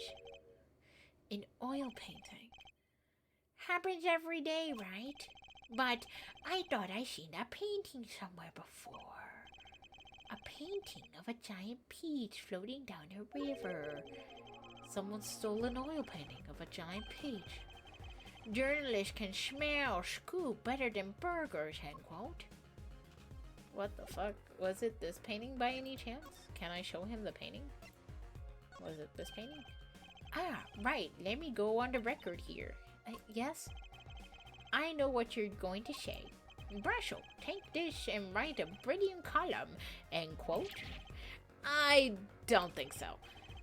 Look, buddy, I write brilliant columns about one thing, and that's food. Try to understand. What could he possibly be writing? He didn't listen to a word I said. Is it this one? Ah, right, okay, okay, no. I'm not fucking talking to you. Okay, what? Go away. Go away. Please stop talking to me. Oh my god. Okay. For Christ's sake almighty. This is... This guy's annoying, y'all. I can't. I literally cannot. I don't want to be here. I don't want to talk to this man. This man's annoying as shit.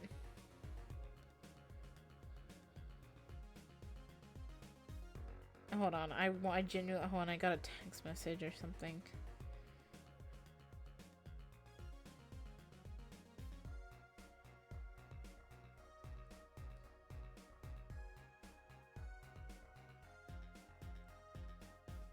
Okay. But... He said he had nothing to say, right? I mean, so does that mean we're done here?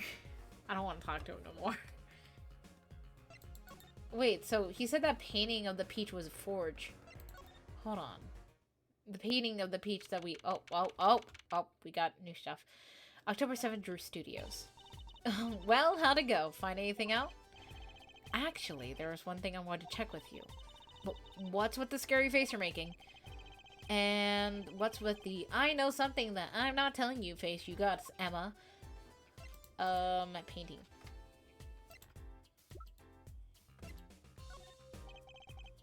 This painting came from behind the dresser. Yes, so? It was stolen, no? I was hoping you wouldn't figure that out. Do you think you could tell us a bit more about this? I suppose. It was what you think. Mr. Drew Masham was a forger. A forger? Ooh, new information, new information, new information. So, what exactly is a forger? Well, basically, it's someone who makes forgeries. Fakes, in other words. Fakes? Copies of an original. Exact copies, to be precise. You can't tell them apart. Well, then why not just photocopy them? The big problem with forgeries is that people try to sell them as the real article. It's a crime, of course. So Drew Mishem was a criminal? I'm afraid so. He received money to create elaborate forgeries. To supplement his work in illustration, I guess. I see. Actually, this is why I brought this here in the first place. Why do you mean? I mean, if you're trying to determine a painting is a forgery, the rough sketch underneath would be a valuable clue. So the rough sketch of the... Wait, so the rough sketch is like practice of the real thing? Like doing a magic trick in front of the mirror before you go on stage? But not in the case of a forgery, not necessarily. You know what's finished... You know what the finished product is going to look like after all. Oh yeah, I guess you would. And that's why I brought this. I'm going to use it to see what paintings are of these finished paintings. I get it now. Not that I really need to go to such length, seeing on how the paintings were only half finished anyways. Still, it'd be neat to see Mr. Reshrem's rough sketches. Kind of like when he was drawing as he thought like no one was looking. True. That would be interesting. Maybe valuable in this case. Maybe you should try buttering her up, Apollo. Flattery gets you everywhere, they say. Okay, so now we have something here. Now we present this painting. I want to see this rough sketch underneath the painting. I was wondering if you could use your tool. That might do the trick. Oh, fine. Just this time, okay? Let's check it out. Okay, the peach.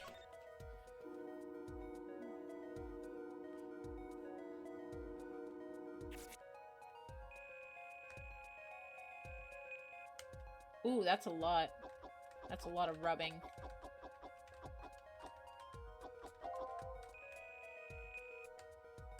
Oh, that's a lot. Nah, this is big chunks. Big chunks. Big chunks. Big chunks.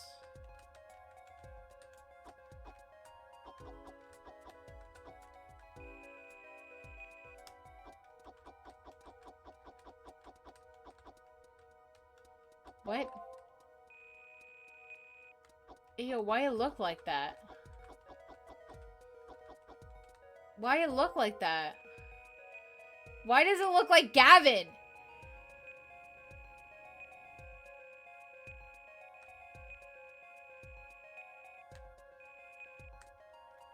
Why does that look like Gavin?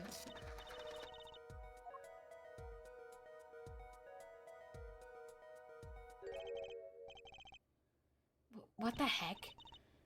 Wow, he really blows. The finished painting isn't anything like the rough.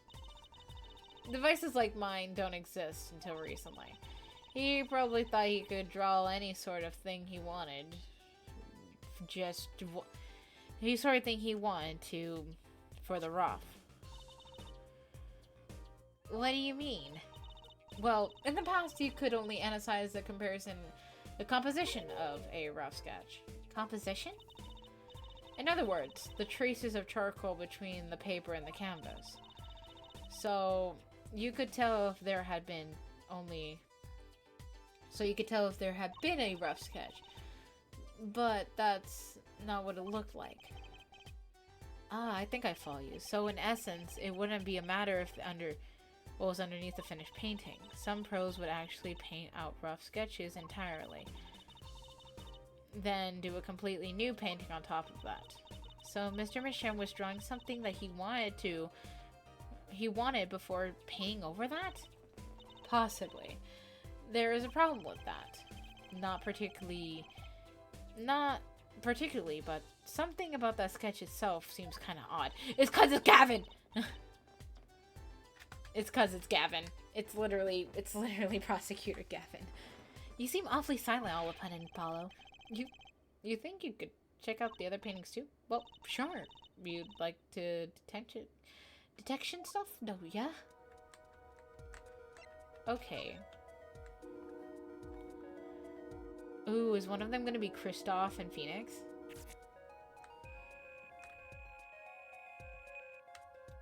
Okay, wait, hold on. This is gonna be fun. This is gonna be fun. This is actually... Okay. If this is Phoenix and then also Kristoff, that would be funny. Well, no, that wouldn't make sense. What? Wait, actually? Wait. What is this? Mr. Eldoon's noodle stand? No, it's a noodle stand. Oh, that's a pretty gruesome noodle stand, regardless.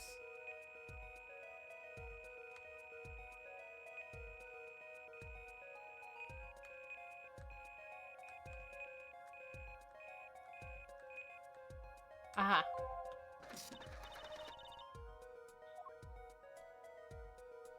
Oh, that's kind of gruesome. This one too. What's wrong, Apollo? You look so serious all of a sudden. You don't think... Well, you don't think I could get a look at the last of these? Fine by me. Knock yourself out.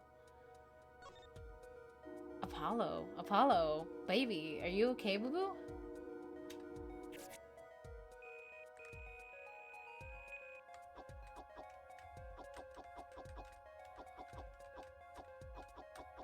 What is going on here?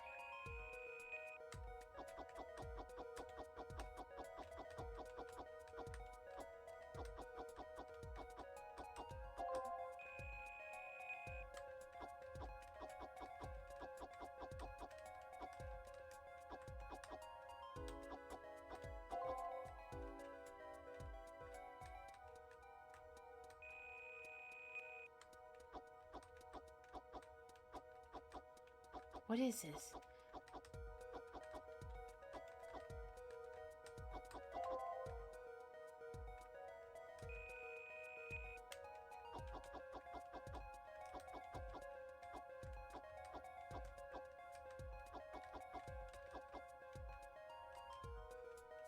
Oh?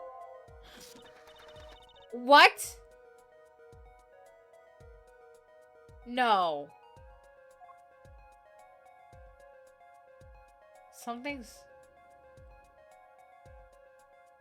Something's not fucking okay here. A 4 through 2 and a double A's. What? What the heck is all this?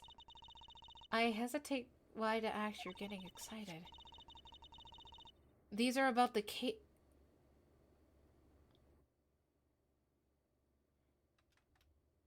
What the fuck? They're all the cases that he did.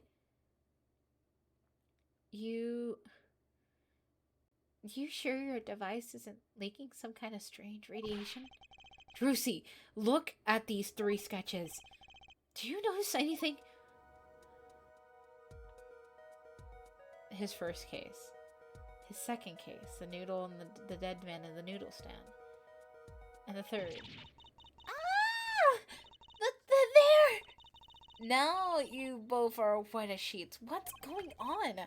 These sketches are the 3 cases I've worked on. What? The murder in the poker room at the Borscht Bowl Club. The dead man pulling the noodle stand. And then the events that transpired at the Gaviniers concert. What could it mean? How could he have drawn those things? And why? That's what I want to know.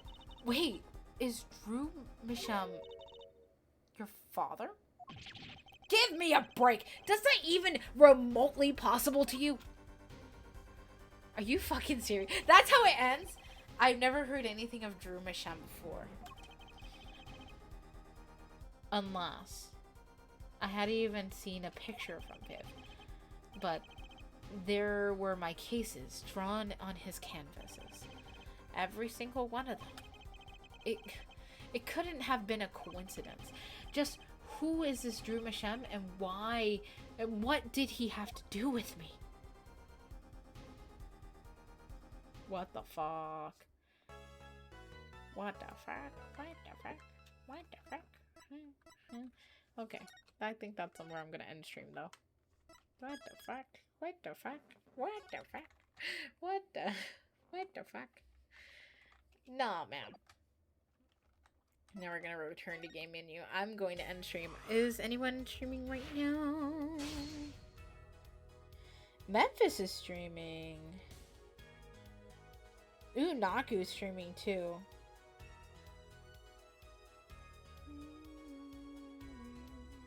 But is this true? Oh, I believe them because others do. Okay, I'm sorry. This song is such a bop. Let's raid Naku. I haven't raided him in a little bit. I haven't seen him on in a little bit. So I'll give him a nice raid. So I'm gonna send you guys over here. Thank you guys for stopping by and watching. I appreciate all of you that stood by. And we're almost at the end. This is the last case of the game, and then we'll take a break and then maybe play some Dual Destinies afterwards. So thank you guys for coming by. Have a good morning, since it's technically morning for probably most people. And I will see you guys next time I stream, which will be next week, I think. Bye-bye!